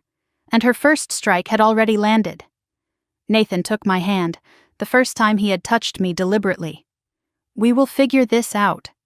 She wants you to panic. Do not give her the satisfaction." I looked at Meredith clutching her backpack full of evidence, at Nathan whose empire was also now under attack, at my frozen accounts and my invisible life suddenly exposed. Victoria had drawn first blood, but she had also made a critical mistake. She had shown us exactly how far she was willing to go. There was no negotiating now, no halfway measures. Only one of us would survive this, and I was done hiding. 2 weeks after the rescue, my life had been systematically dismantled. Victoria worked fast. My apartment lease was terminated by an anonymous complaint about illegal activity. Every bank account I had was frozen pending a fraud investigation. Phoenix Holdings assets were seized for audit. Diane Chen called me with tears in her voice, explaining that her lawyers had advised her to suspend my partnership until the investigation concluded. She did not want to do it. She had no choice. 6 years of building, potentially destroyed in 14 days. I was living in Nathan's guest house now, the only roof available to me. Meredith was in a safe house 30 miles outside Hartford, protected by Nathan's security team. And FBI agents had contacted me twice, polite but suspicious, asking questions about wire transfers and offshore accounts I had never heard of. The accusations were extensive. Wire fraud, money laundering, identity theft spanning 4 years, all fabricated, all designed to bury me in legal quicksand while Victoria regrouped and planned her next attack. I cycled between rage and despair. Some nights I could not sleep. Some nights I could not stop sleeping, exhaustion dragging me under like a current I could not fight. But I refused to break. Victoria wanted me to crumble. She wanted me to crawl back, beg for mercy, admit defeat. I would die first. On day 15, an FBI agent named Marcus Webb sat across from me in Nathan's living room. He was in his 50s, gray at the temples, with tired eyes that had seen too much corruption to be easily fooled. He flipped through a thick folder, reading off the accusations like a grocery list. Bank transfers to offshore accounts. fake identities used to purchase properties, tax evasion spanning years. The evidence was damning, too damning. He looked up from the folder and studied my face. "Here is what bothers me," he said. "It is too extensive, too clean, almost like someone wanted us to find exactly what we found, exactly when we found it." My heart skipped. "What are you saying, Agent Webb?" He closed the folder slowly. "I am saying someone with significant resources really wants you destroyed. And I would like to know why." For the first time in 2 weeks, I felt something other than despair. This man was not a fool. He could see the frame for what it was. The question was whether he could prove it. Nathan assembled a war room in his home office, whiteboards covered with timelines, laptops running forensic analysis, former federal prosecutors and forensic accountants working around the clock. We began tracing the evidence against me backward, looking for the fingerprints Victoria had left in her haste to destroy me. What we found confirmed everything I suspected. The offshore accounts had been opened with forged documents. The signatures did not match mine. The fake identities used IP addresses in Connecticut, nowhere near my actual locations during the alleged crimes. The timeline of supposed offenses overlapped with dates I could prove I was elsewhere, working, attending conferences, documented by dozens of witnesses. Someone with access to my personal information had created a parallel criminal identity and planted it where the FBI would find it. The forensic IT specialist discovered something even more damning. The anonymous tips that had triggered the investigation all originated from the same source. They were routed through multiple VPNs to hide the trail, but the original IP traced back to Sterling Properties' corporate network. Not proof yet, but a thread to pull. "There is something else," the specialist said, frowning at her screen. "Whoever built this fake identity had access to documents from your childhood. Your original Social Security card application, your father's death certificate, your grandmother's estate records." She looked up at me. "This is not just someone who researched you. This is someone who had direct access to your family's private files for years, possibly decades." Victoria had been preparing to destroy me long before I ever walked out that door. I drove to the safe house to see Meredith for the first time since the rescue. She looked better than I expected, still processing trauma, still waking from nightmares. But there was a fierce determination in her eyes that reminded me of our grandmother. She had been organizing the evidence she brought from the mansion. 37 audio recordings of Victoria spanning months of secret surveillance, photographs of financial documents, emails between Victoria and her lawyers discussing how to neutralize the Elena problem. Records of payments to Dr. Gerald Hoffman, the physician who had signed the papers declaring our grandmother mentally incapacitated. Meredith played one of the recordings for me. Victoria's voice filled the room, cold and calculating. "If she ever comes back, I will have her committed, same as my mother. The doctor knows what to do." Hearing it was different from knowing it. My hands shook as I listened to my mother casually discuss destroying me. Meredith took my hand. "I know, I lived with that voice for 6 years after you left. Every day, pretending I did not hear, pretending I was loyal." Then she pulled out a small USB drive and held it like it might explode. "There is one more thing. I found this in Mom's personal safe. She does not know I have the combination." I watched her open it once and memorized the numbers. She paused, her voice dropping to a whisper. "Elena, it is about Dad, our real dad, the police report from his car accident, and a second report, one that was never filed, the medical examiner's original findings before they were changed. My blood turned to ice. Changed how?" Meredith met my eyes. The original said his brakes were tampered with. The official report said driver error. I read the documents 3 times, tears streaming down my face. My father, David Sterling, had died when I was 5 years old. The official story was that he lost control on a rainy night and crashed into a ravine. Driver error, case closed. But the original medical examiner's report told a different story. The brake lines showed signs of deliberate cutting. The impact pattern was inconsistent with loss of control. The examiner had recommended a homicide investigation. 3 days later, a different examiner filed a revised report. Driver error, possible fatigue, no investigation needed. And there, in Meredith's evidence folder, was a record of a $75,000 payment from Victoria to the county examiner's office dated 1 week after my father's death. Victoria had not just manipulated her way into the family fortune, she had murdered my father to get it. David Sterling was Margaret's son, the rightful heir before Victoria married in. With him dead, she had clear access to Margaret and the company. She had orphaned me at 5 years old so she could take everything. And for 12 years afterward, I had lived under her roof, never knowing I was sleeping in the house of the woman who killed my dad. Something inside me shifted as I held that evidence. Not broke. I had been broken before. This was different. This was hardening, crystallizing.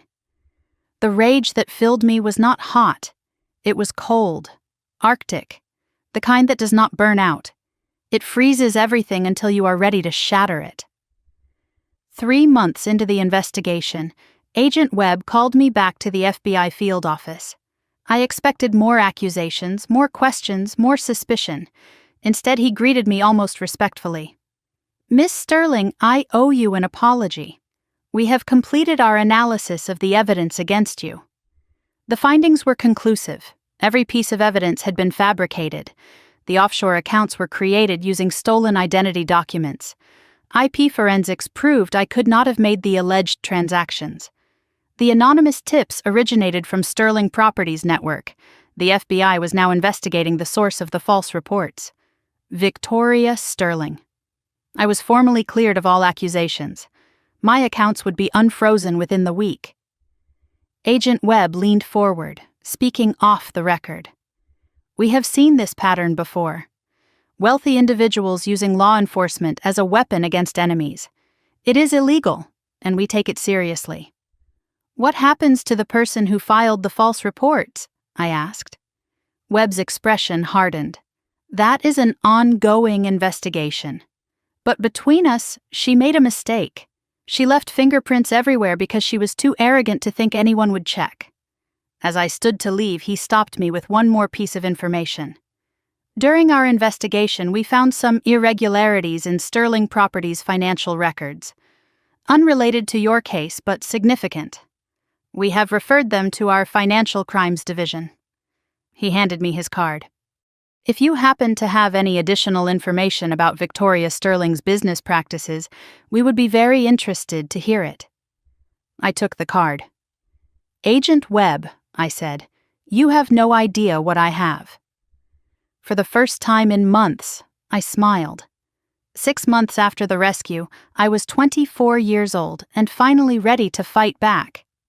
Nathan and I had assembled a legal army, former federal prosecutors, forensic document experts, investigators who specialized in corporate fraud.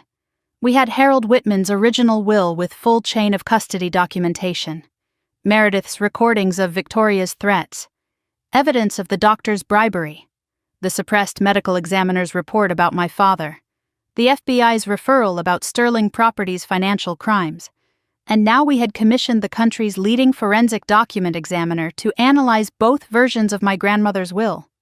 His name was Dr. Samuel Reeves, and he had spent 8 weeks studying every stroke of ink, every fiber of paper, every chemical marker that could reveal the truth. Today was the day of his final report. He sat at the conference table, sliding a 200-page analysis toward me. The original will is consistent with Margaret Sterling's known handwriting, pressure patterns normal, ink age verified to 6 years before her death. Victoria's version shows clear signs of forgery, pen pressure inconsistent, stroke patterns showing hesitation marks typical of someone copying rather than signing naturally. And most damning of all, the paper contains chemical markers that did not exist in commercial paper until 18 months after Margaret Sterling died.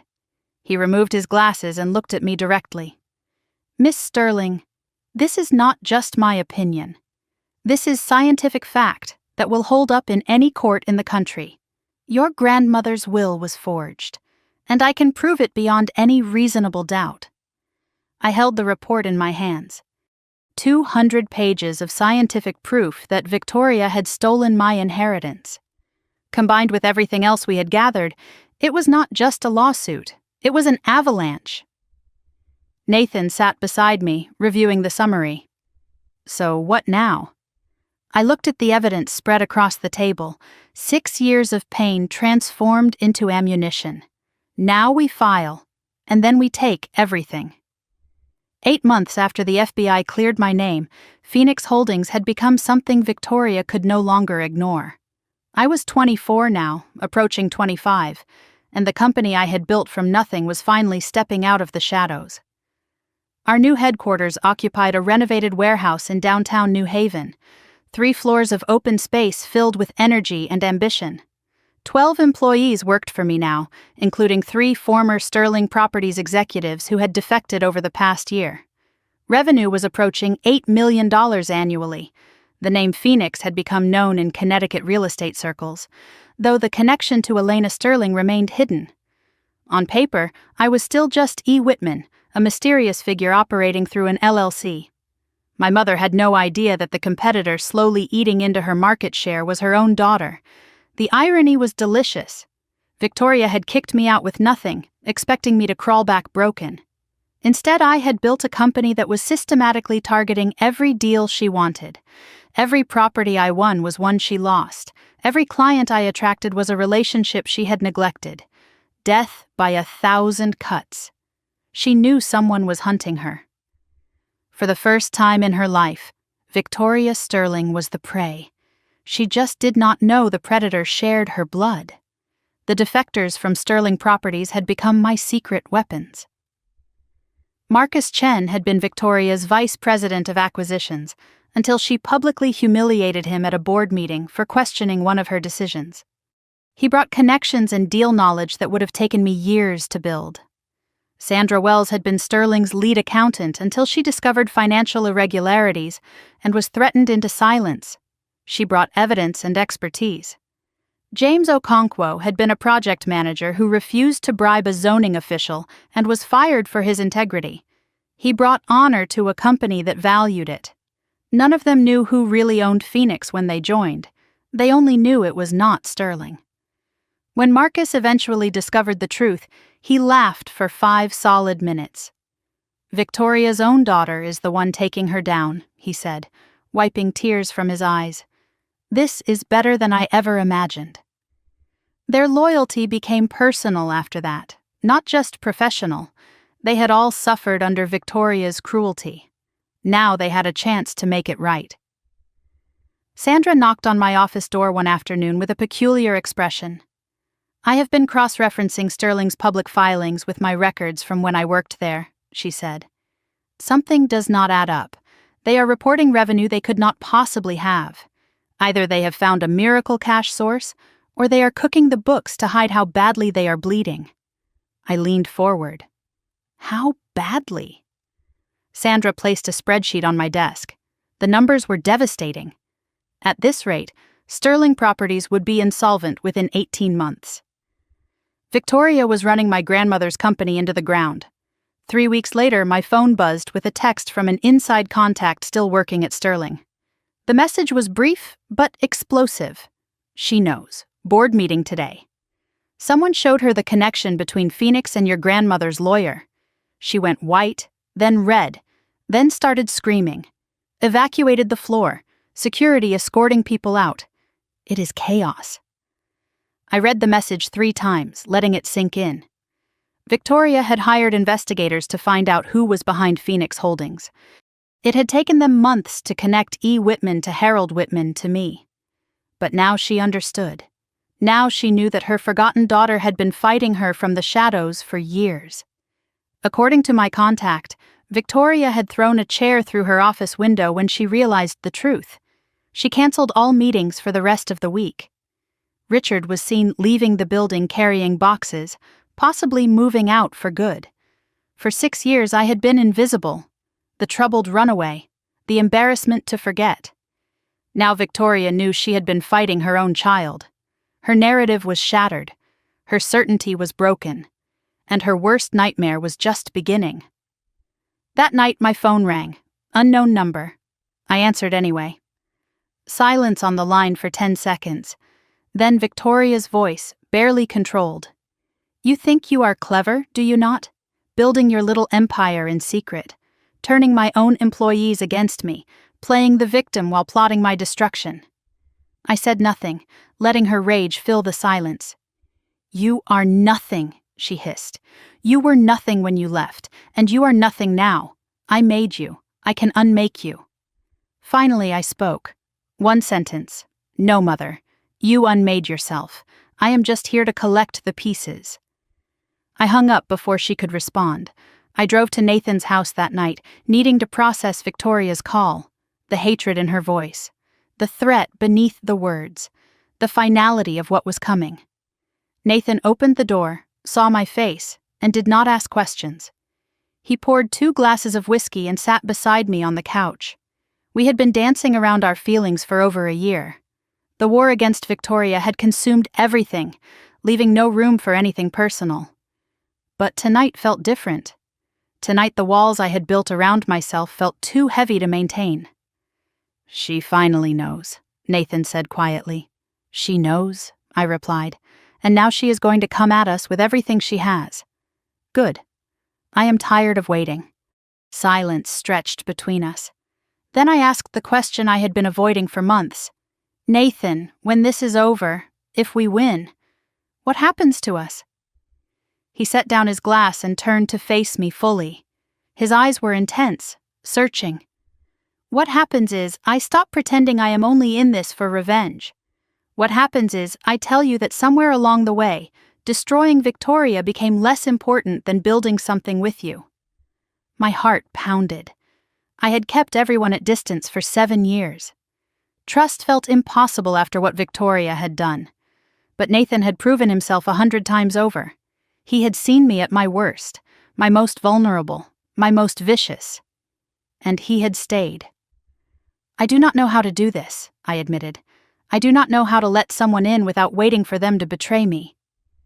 Nathan reached over and took my hand. Then do not let me in, let me stand beside you. We will figure out the rest when we are not at war. He pulled me closer, and for the first time in 7 years, I stopped fighting. The kiss that followed was not gentle, it was fierce, desperate, the release of everything we had been holding back. When we finally pulled apart, I realized something had shifted. I did not just want to destroy Victoria anymore. I wanted to survive her. I wanted a life on the other side of this. And I wanted Nathan in it. 1 month later, we gathered in the law offices of Harrison and Webb to coordinate the final assault. Elena, Nathan, Meredith, and our legal team filled the conference room. The civil lawsuit contesting the forged will was ready to file. The criminal referral for fraud and forgery was prepared for the prosecutor. The evidence about my father's death had been handed to the cold case unit. Meredith's recordings had been authenticated and certified admissible. And the FBI financial crimes investigation was building momentum every day. My 25th birthday was 3 months away. The day I could legally claim my inheritance under the original will. But we were not waiting for the birthday. We would file suit next week and force Victoria to fight on multiple fronts simultaneously.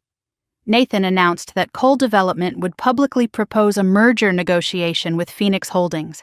Combined, we would be larger than Sterling Properties. The board would panic. Sterling stock was already dropping. Victoria's control depended on the illusion of stability. Shatter that illusion, and the board might turn on her. Then Meredith spoke up. There is one more thing. I was waiting until we were all together. She slid a document across the table. A letter, handwritten, addressed to the Sterling Properties Board of Directors, signed by Richard. He sent this to me last week, Meredith said. He wants to testify against Victoria in exchange for immunity. I stared at the letter. Richard, the spineless stepfather who had helped Victoria destroy countless lives, was offering to flip. Can we trust him? Nathan asked. Meredith smiled coldly. We do not have to trust him. We just have to use him. He knows where the bodies are buried. Some of them literally.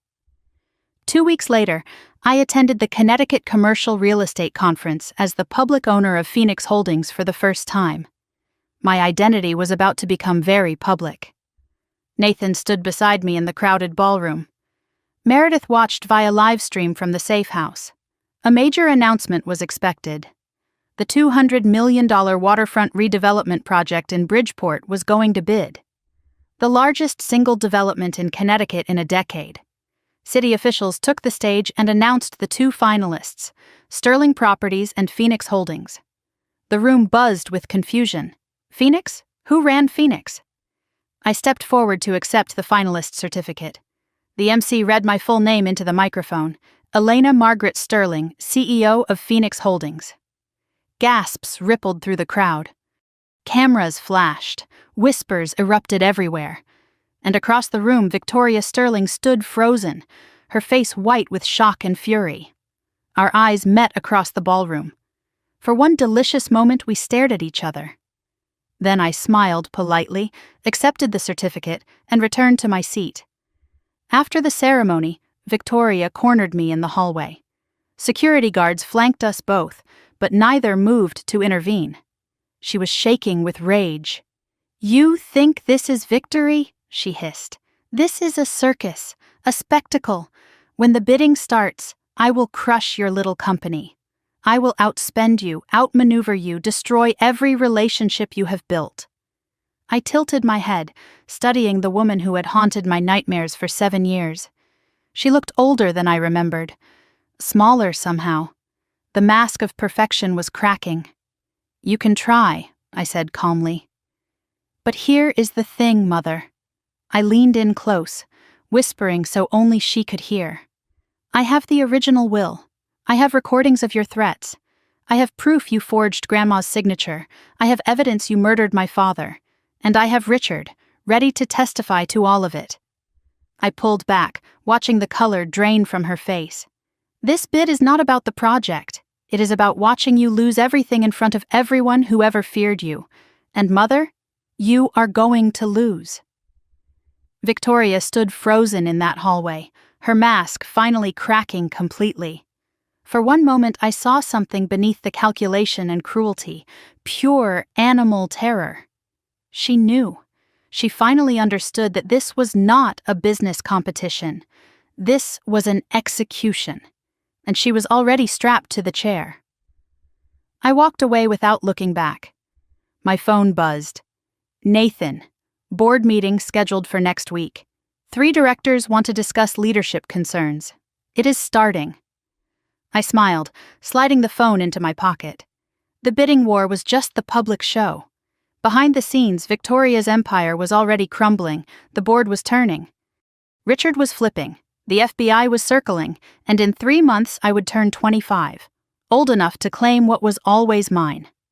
The only question left was whether Victoria would still be free when that day came, or whether she would be watching from a prison cell. I woke at 5 in the morning on my 25th birthday, too anxious to sleep. Today was 2 milestones in one. The day I could legally claim my inheritance under my grandmother's original will. And the day of the final bid presentation for the $200 million Bridgeport waterfront project. 8 years of building had led to this moment. 8 years of survival, of patience, of watching my mother destroy herself while I grew stronger in the shadows. Nathan brought me coffee and kissed my forehead. "Happy birthday. Ready to destroy your mother?" I smiled grimly. "I have been ready for 8 years." Our final review of the Phoenix bid package confirmed what I already knew. It was comprehensive, innovative, community-focused, everything Victoria's presentation would lack. But rumors had been swirling all week. Victoria was desperate, making calls to everyone who owed her favors, bribes to city council members, threats to subcontractors, rumors planted about Phoenix's inexperience and my supposed mental instability. She was throwing everything she had at this final battle. At 7 in the morning, my phone buzzed with a text from an unknown number, a photograph. Victoria entering City Hall through a back entrance at 6 in the morning. The caption read, "She has been in Councilman Porter's office for 45 minutes. Whatever she is offering, it is big. I forwarded the image to our legal team. If Victoria was bribing officials, we would have evidence. If she was just desperate, she would make mistakes. Either way, I was ready. The media gathered outside City Hall like vultures sensing blood. The Bridgeport waterfront bid had become statewide news, not just because of the money, but because of the family drama. Headlines had been running for weeks. Sterling versus Sterling. Mother-daughter real estate war. Victoria had used every interview to paint me as a bitter, troubled child seeking revenge against the mother who had tried to help her. I refused to engage, letting my work speak for itself. As I climbed the steps, a reporter shoved a microphone in my face. "Elena, your mother claims you are mentally unstable and this bid is just a personal vendetta. How do you respond?" I stopped and turned to face the camera. My response is in the bid documents. 200 pages of plans, financials, and community partnerships. If that is a vendetta, I would love to see what she calls professionalism. I walked inside without waiting for follow-up questions. Behind me, I heard another journalist mutter, "God, she is good." I allowed myself one small moment of satisfaction. Then it was time to fight. The sabotage attempts had started before I even reached the building. My lead contractor called in a panic.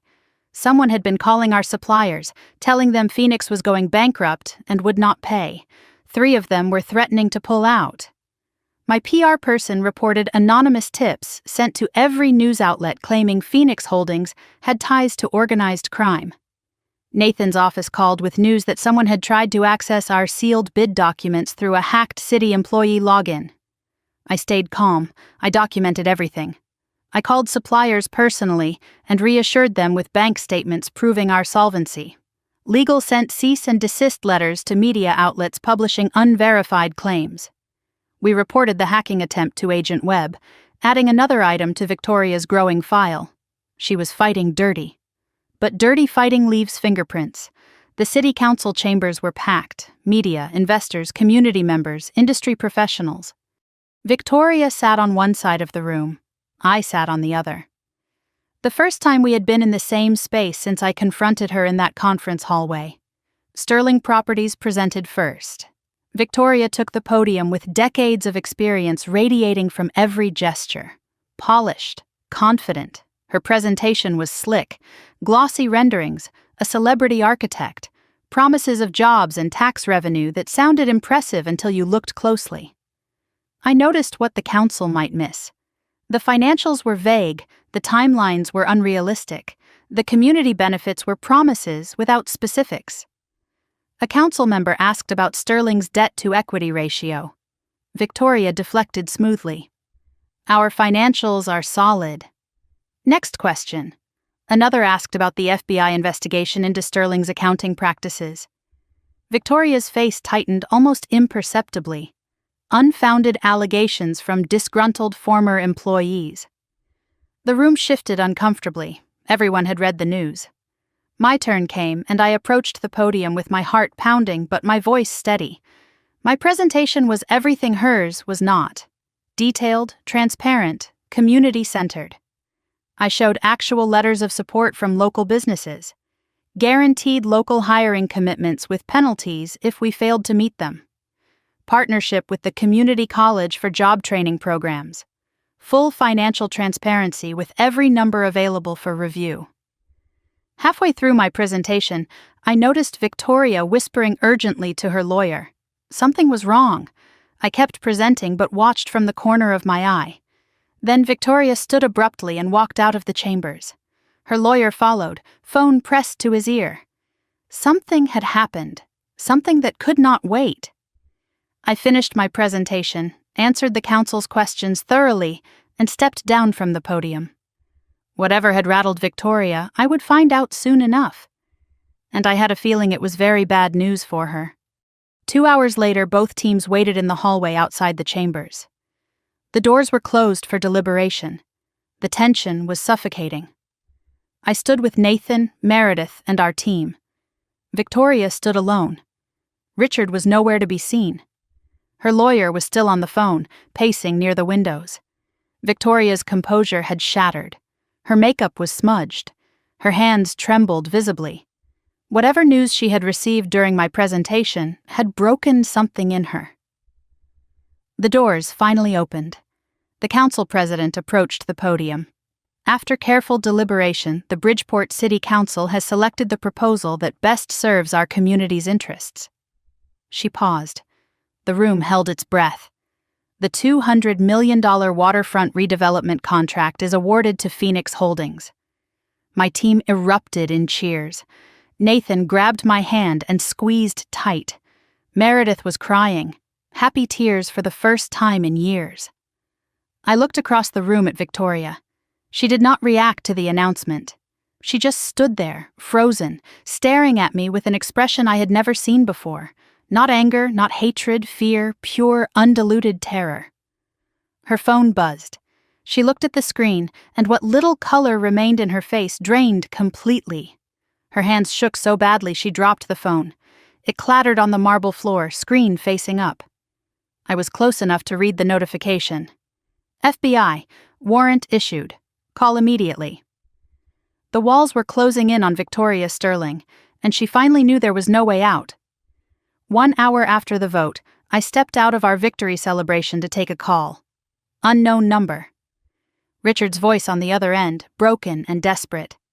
Elena, do not hang up, please. I need to talk to you.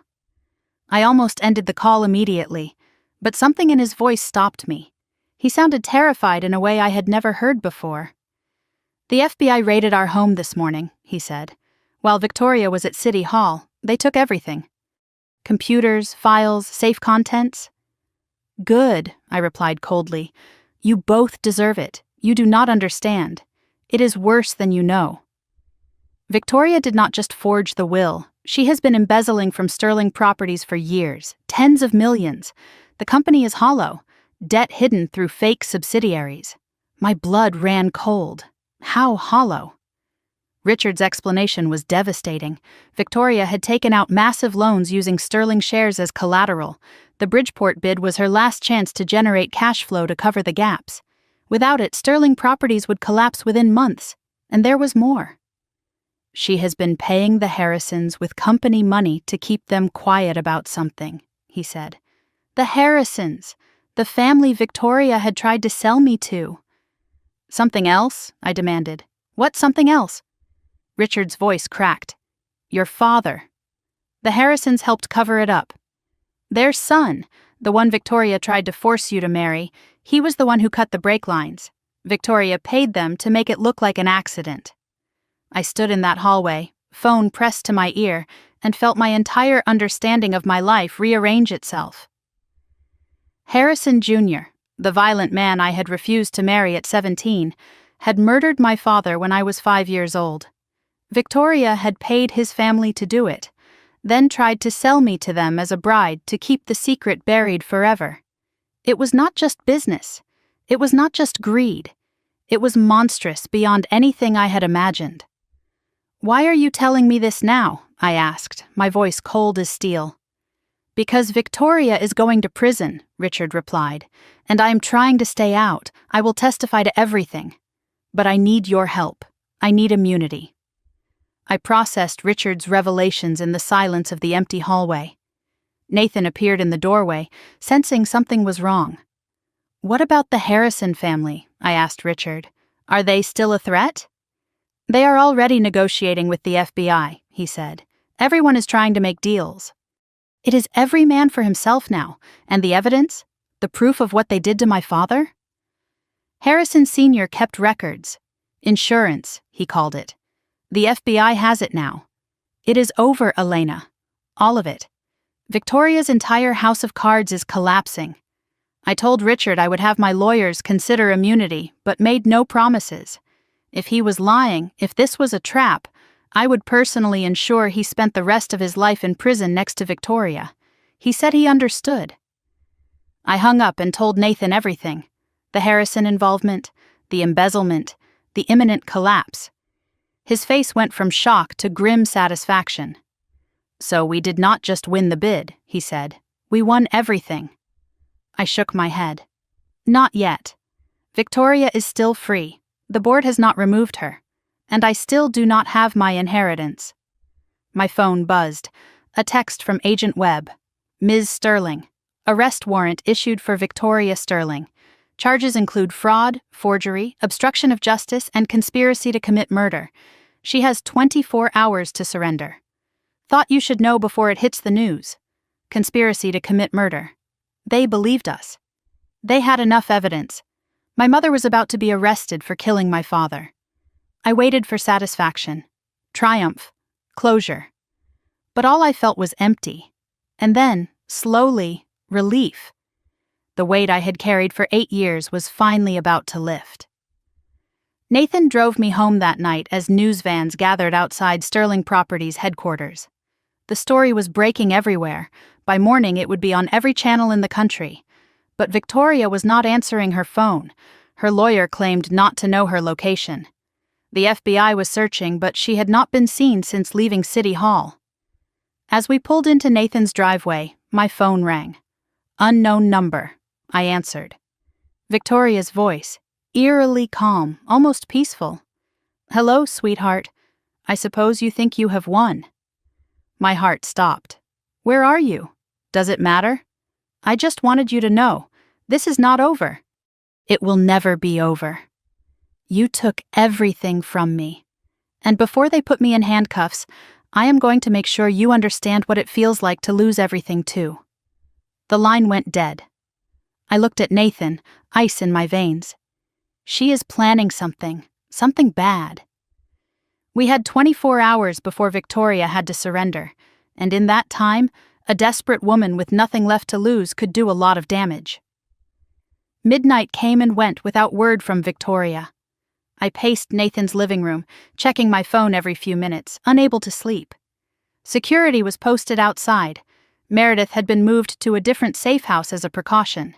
The FBI was searching, but Victoria had vanished completely after her threatening call.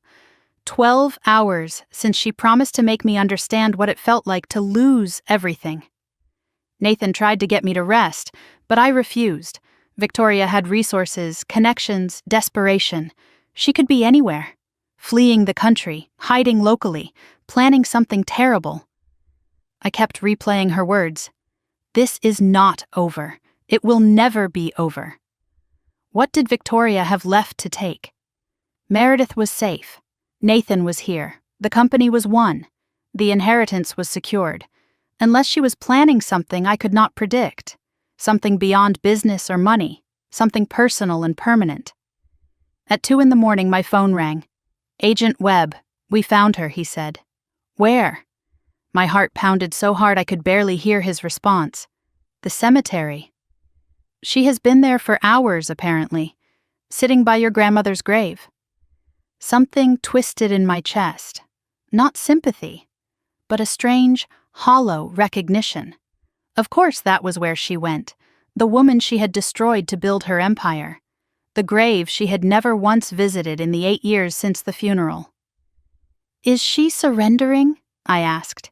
She is not responding to our officers. She asked to speak to you, only you. I looked at Nathan, who was already grabbing his keys. Tell her I am on my way. The Greenwich Cemetery was the oldest in the county, filled with generations of wealthy families who had built their legacies on this land. FBI vehicles waited at the entrance, lights off. Agent Webb escorted me through the dark paths, past marble monuments and weathered headstones, toward the section where my grandmother was buried. And there, sitting on the frozen ground before Margaret Sterling's grave, was Victoria. She looked smaller somehow, older, the designer clothes wrinkled, makeup gone, a bottle of wine beside her half empty. She did not turn when I approached. Did you know your grandmother hated me? She said to the headstone. From the very first day I married her son. She was a good judge of character, I replied. Victoria laughed bitterly. She was the only one who ever saw through me. Everyone else, your father, the board, society, they all believed the performance. But not Margaret. Never Margaret. She finally turned to face me. That is why I had to destroy her, before she destroyed me. Her eyes were red, swollen. I had never seen Victoria cry before. Not once in my entire life. I did not plan to kill him, she whispered, looking back at the grave. Your father. It was supposed to be a scare. Make him compliant. But Harrison's son went too far. And once it was done, what was I supposed to do? Confess? Go to prison? I had a future to build. I had you and Meredith to raise. You did not raise us, I said, my voice shaking with rage. You used us. You were going to sell me to a murderer to cover your crimes. Victoria tilted her head, studying me with something almost like curiosity.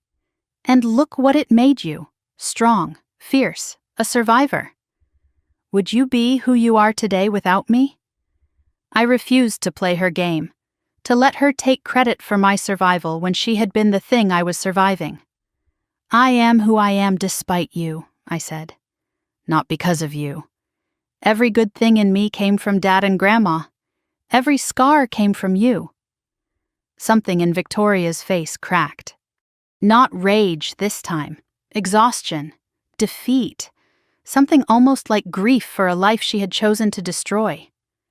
What if I told you where the rest of the money is, she said. The offshore accounts. There is still 40 million. We could split it. You could take everything and just let me go. I almost laughed. You think this was ever about money?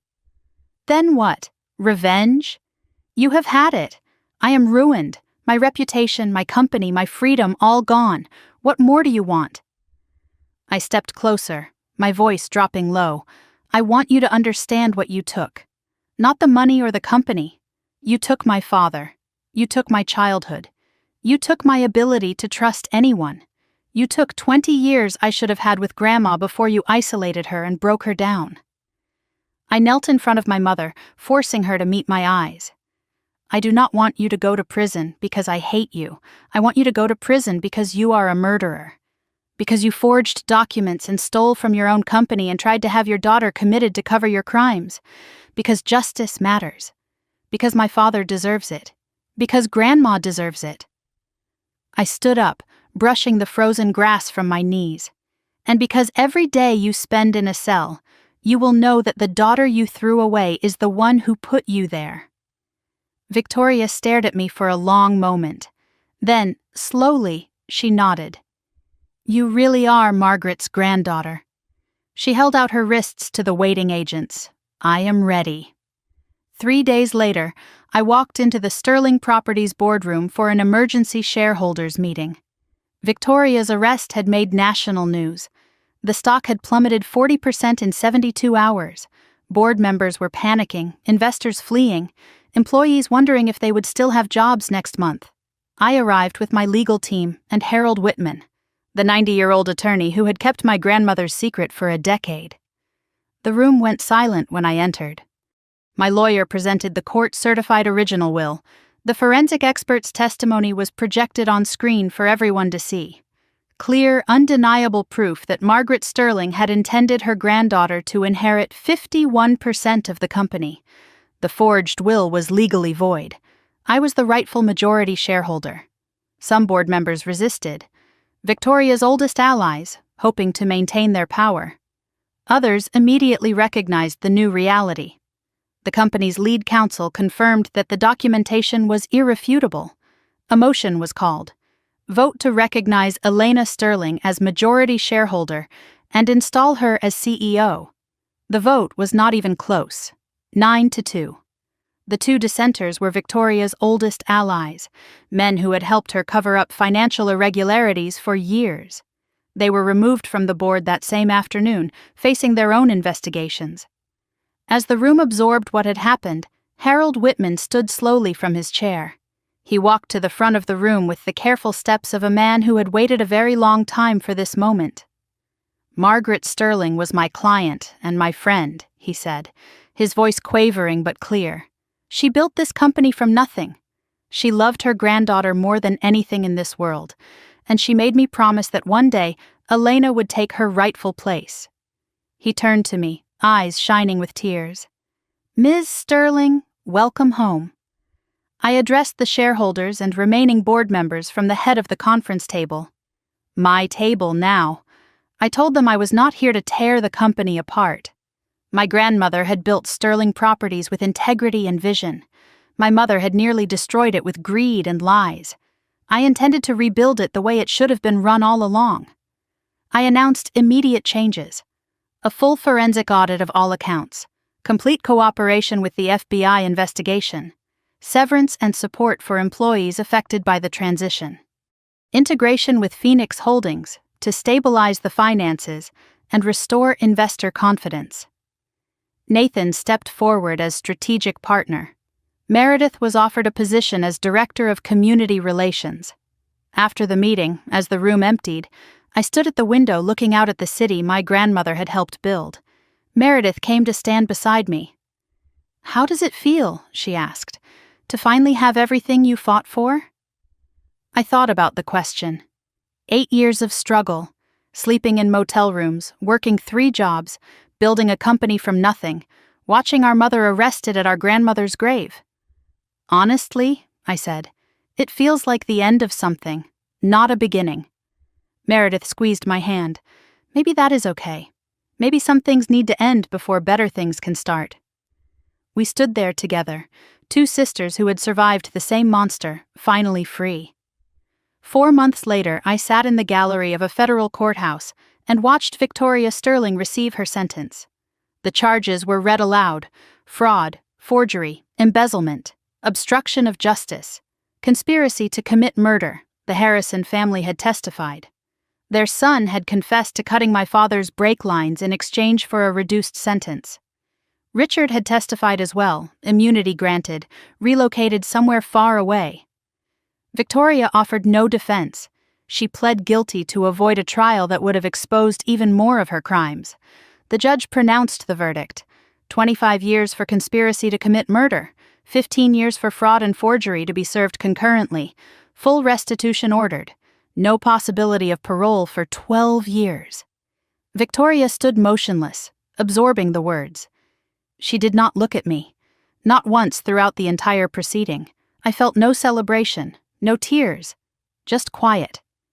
25 years. My mother would be nearly 80 when she became eligible for parole. It was not death, but it was the end of everything she had built and stolen and schemed for. Justice, finally, after 20 years, 2 years passed. Sterling Properties merged with Phoenix Holdings to become Sterling Phoenix Development, honoring both legacies. I stabilized the company, restored its reputation, rebuilt relationships Victoria had destroyed. Nathan and I were engaged. Meredith was thriving, finally free from our mother's shadow. I started a foundation in my father's name, supporting children from abusive homes. Life was quiet, peaceful, the kind of peace I had never imagined possible.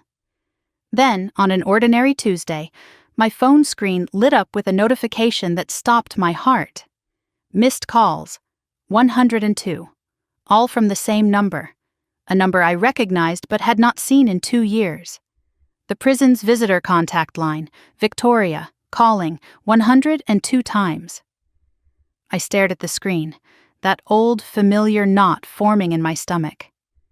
What could she possibly want now? What more was there to say? Nathan saw my face and came closer. "What is wrong?" I showed him the screen. He went very still. "You do not have to answer." "I know," I said. But we both knew that was not true. Whatever Victoria wanted, ignoring it would not make it go away.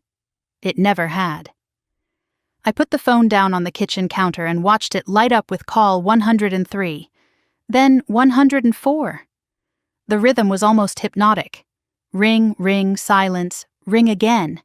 Obsessive, desperate, like Victoria herself. 2 years of silence, 2 years of peace. And now this. What had changed? What could she possibly need badly enough to call over 100 times? Part of me wanted to block the number, throw the phone in a drawer, pretend I had never seen it. I had built a life. I had found love. I had reclaimed my inheritance and my name. I did not owe Victoria Sterling anything. But another part of me, the part that still remembered being a little girl who just wanted her mother to love her, that part whispered, "What if she is dying? What if it is about Dad? What if there is still one more secret?" I picked up the phone. My finger hovered over the answer button. Nathan watched me, saying nothing, letting me choose. 105 missed calls. One decision that could reopen every wound I had spent 8 years trying to heal. I pressed answer. Silence crackled on the line for several seconds. I pressed the phone to my ear, heart pounding, waiting. Then Victoria's voice came through, older, smaller, stripped of all the power that had once made grown men tremble. "Elena, you answered. I did not think you would." "I almost did not," I replied. "What do you want, Victoria?" The use of her first name instead of mother was deliberate, a reminder that she had forfeited that title years ago. I heard her take a shaky breath before speaking. "I am sick, Elena. Cancer. The doctors say I have maybe a year, probably less." I waited for the gut punch, the devastation, but it felt more like a door closing on a room I had already left. "I am sorry to hear that," I said, and surprisingly I meant it, not forgiveness, just basic human acknowledgement of suffering. "I am not calling to ask for forgiveness," Victoria said, her voice catching slightly. "I know I do not deserve it. I know what I did to you, to your father, to Margaret. I have had 2 years of nothing but time to understand exactly what I am." She paused. "I am calling because there is one more thing you need to know. One more secret I kept, and I do not want to die with it still buried." I moved to the living room and sat down. Nathan followed, sitting beside me. I put the phone on speaker. No more secrets between us. Victoria explained slowly, her voice weakening with each sentence. "There was a safety deposit box I had never heard of. Not the one in Vermont from my grandmother, a different one. Victoria's own box, hidden for decades. Your father left something for you," she said, "before he died. He knew something was wrong, he sensed it. He wrote you a letter and gave it to me to hold until you were old enough." My heart stopped. What? David Sterling, in the weeks before his death, had grown suspicious of Victoria. He wrote a letter to his baby daughter just in case something happened to him. He trusted his wife to give it to me on my 18th birthday. Victoria never did. She kept it hidden for 22 years. Another theft. "It is in box 447 at First Greenwich Bank," Victoria said. "The key is taped inside my jewelry box at the mansion. Richard never found it." "Why?" I asked, my voice barely a whisper. "Why tell me now? You could have died with this secret like all the others." Victoria was quiet for a long moment. "Because I have had 2 years to think about the night your father died." The look in his eyes when the car started sliding. "I see it every night when I close my eyes." Her voice cracked. "He knew, Elena. In that last second, he knew it was me. And the last thing he thought about was you, his baby girl." The letter was his way of making sure part of him would survive, would reach you, no matter what happened. Tears streamed down my face. "He loved you more than anything in this world," Victoria whispered, "and I stole that from both of you. I cannot give it back, but I can give you his words." 2 days later, I stood in a private viewing room at First Greenwich Bank. The key had been exactly where Victoria said, taped inside her jewelry box in the mansion that had long since been sold to cover debts. Box 447 was small, dusty, untouched for over 2 decades. Inside was a single envelope, yellowed with age. My father's handwriting on the front. "For my Elena, when you are ready." My hands trembled as I opened it. The letter was 3 pages long, written in handwriting that slanted slightly to the right, pressed hard into the paper like he was trying to make his words permanent. He wrote about the day I was born, the happiest day of his life, how I had grabbed his finger and would not let go, how he knew in that moment he would do anything to protect me.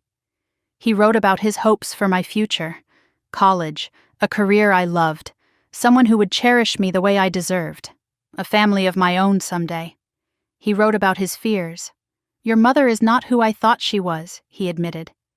"I have seen things that trouble me. If something happens to me, I want you to know it was not an accident." And he wrote about his love, Unconditional, overwhelming, forever. The final paragraph broke me completely. Be brave, my little one. Be kind, and never let anyone make you feel small. Your daddy loves you more than all the stars in the sky, and wherever I am, I will always be watching over you. I sat in that cold bank vault for over an hour, reading the letter again and again until I had memorized every word. Then I pressed it to my chest and whispered into the empty room. I found it, Daddy. I am brave. I am kind. And I never let them make me feel small.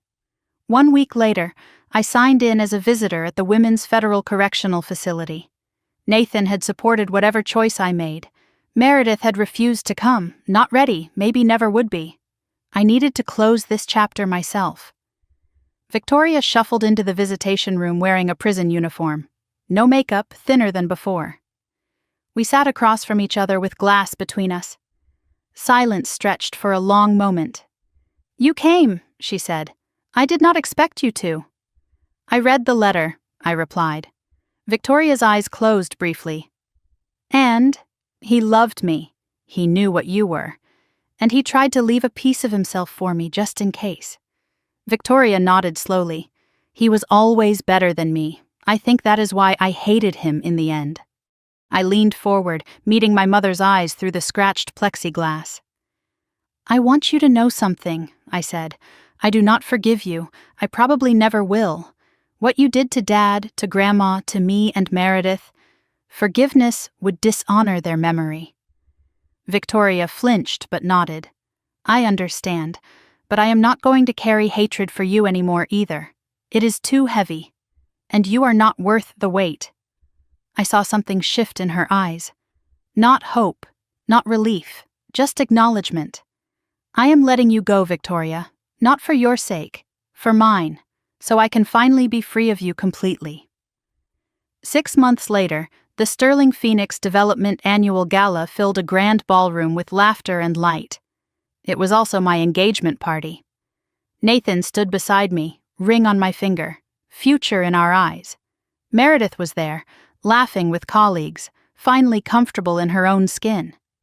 Diane Chen attended, the woman who had given me my first real chance when I had nothing.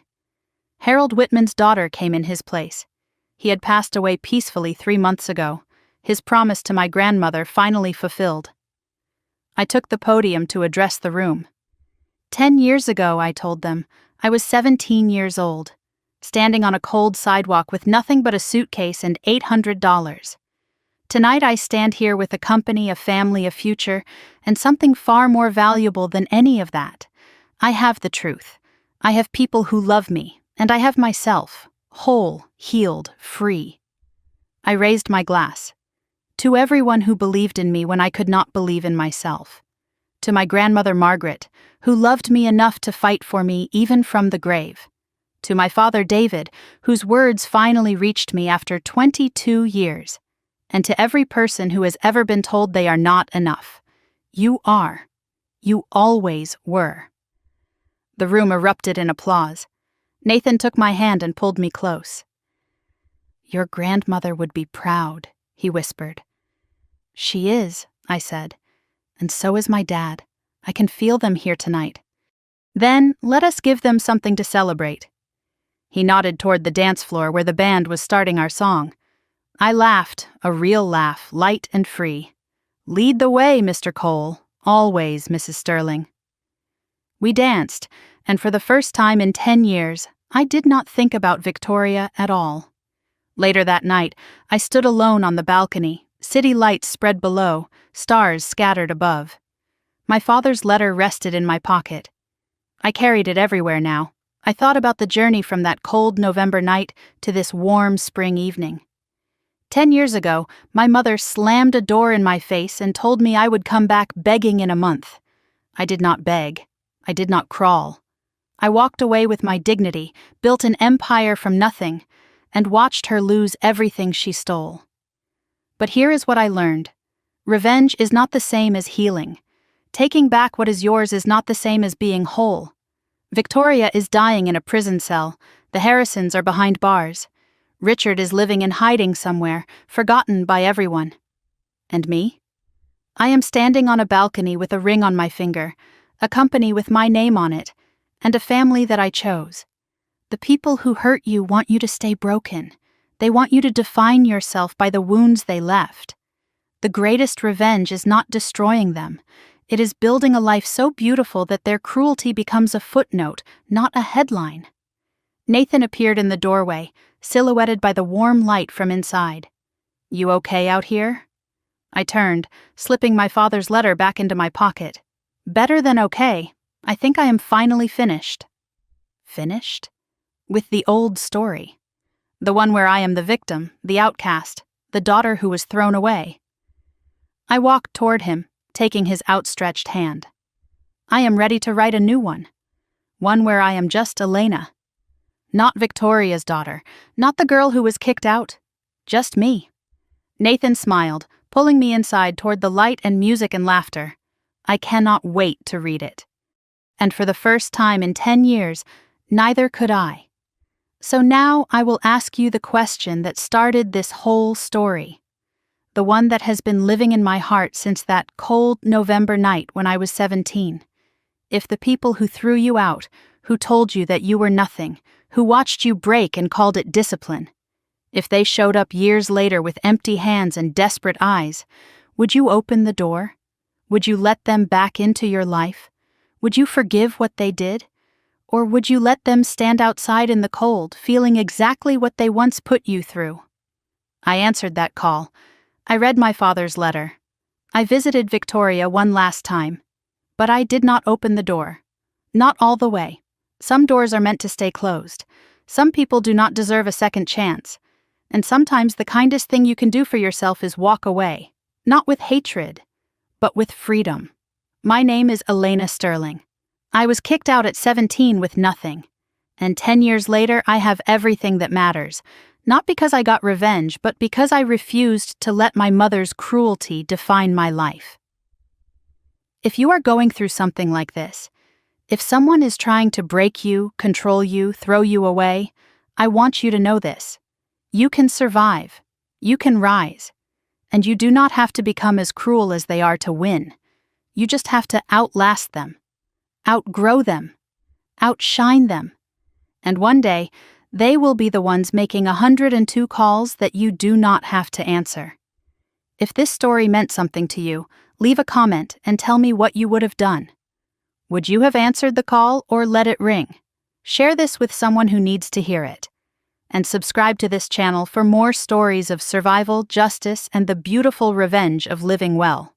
Remember, the best revenge is not destruction. It is becoming someone they can never touch again. Until next time, stay brave, stay kind, and never let anyone make you feel small.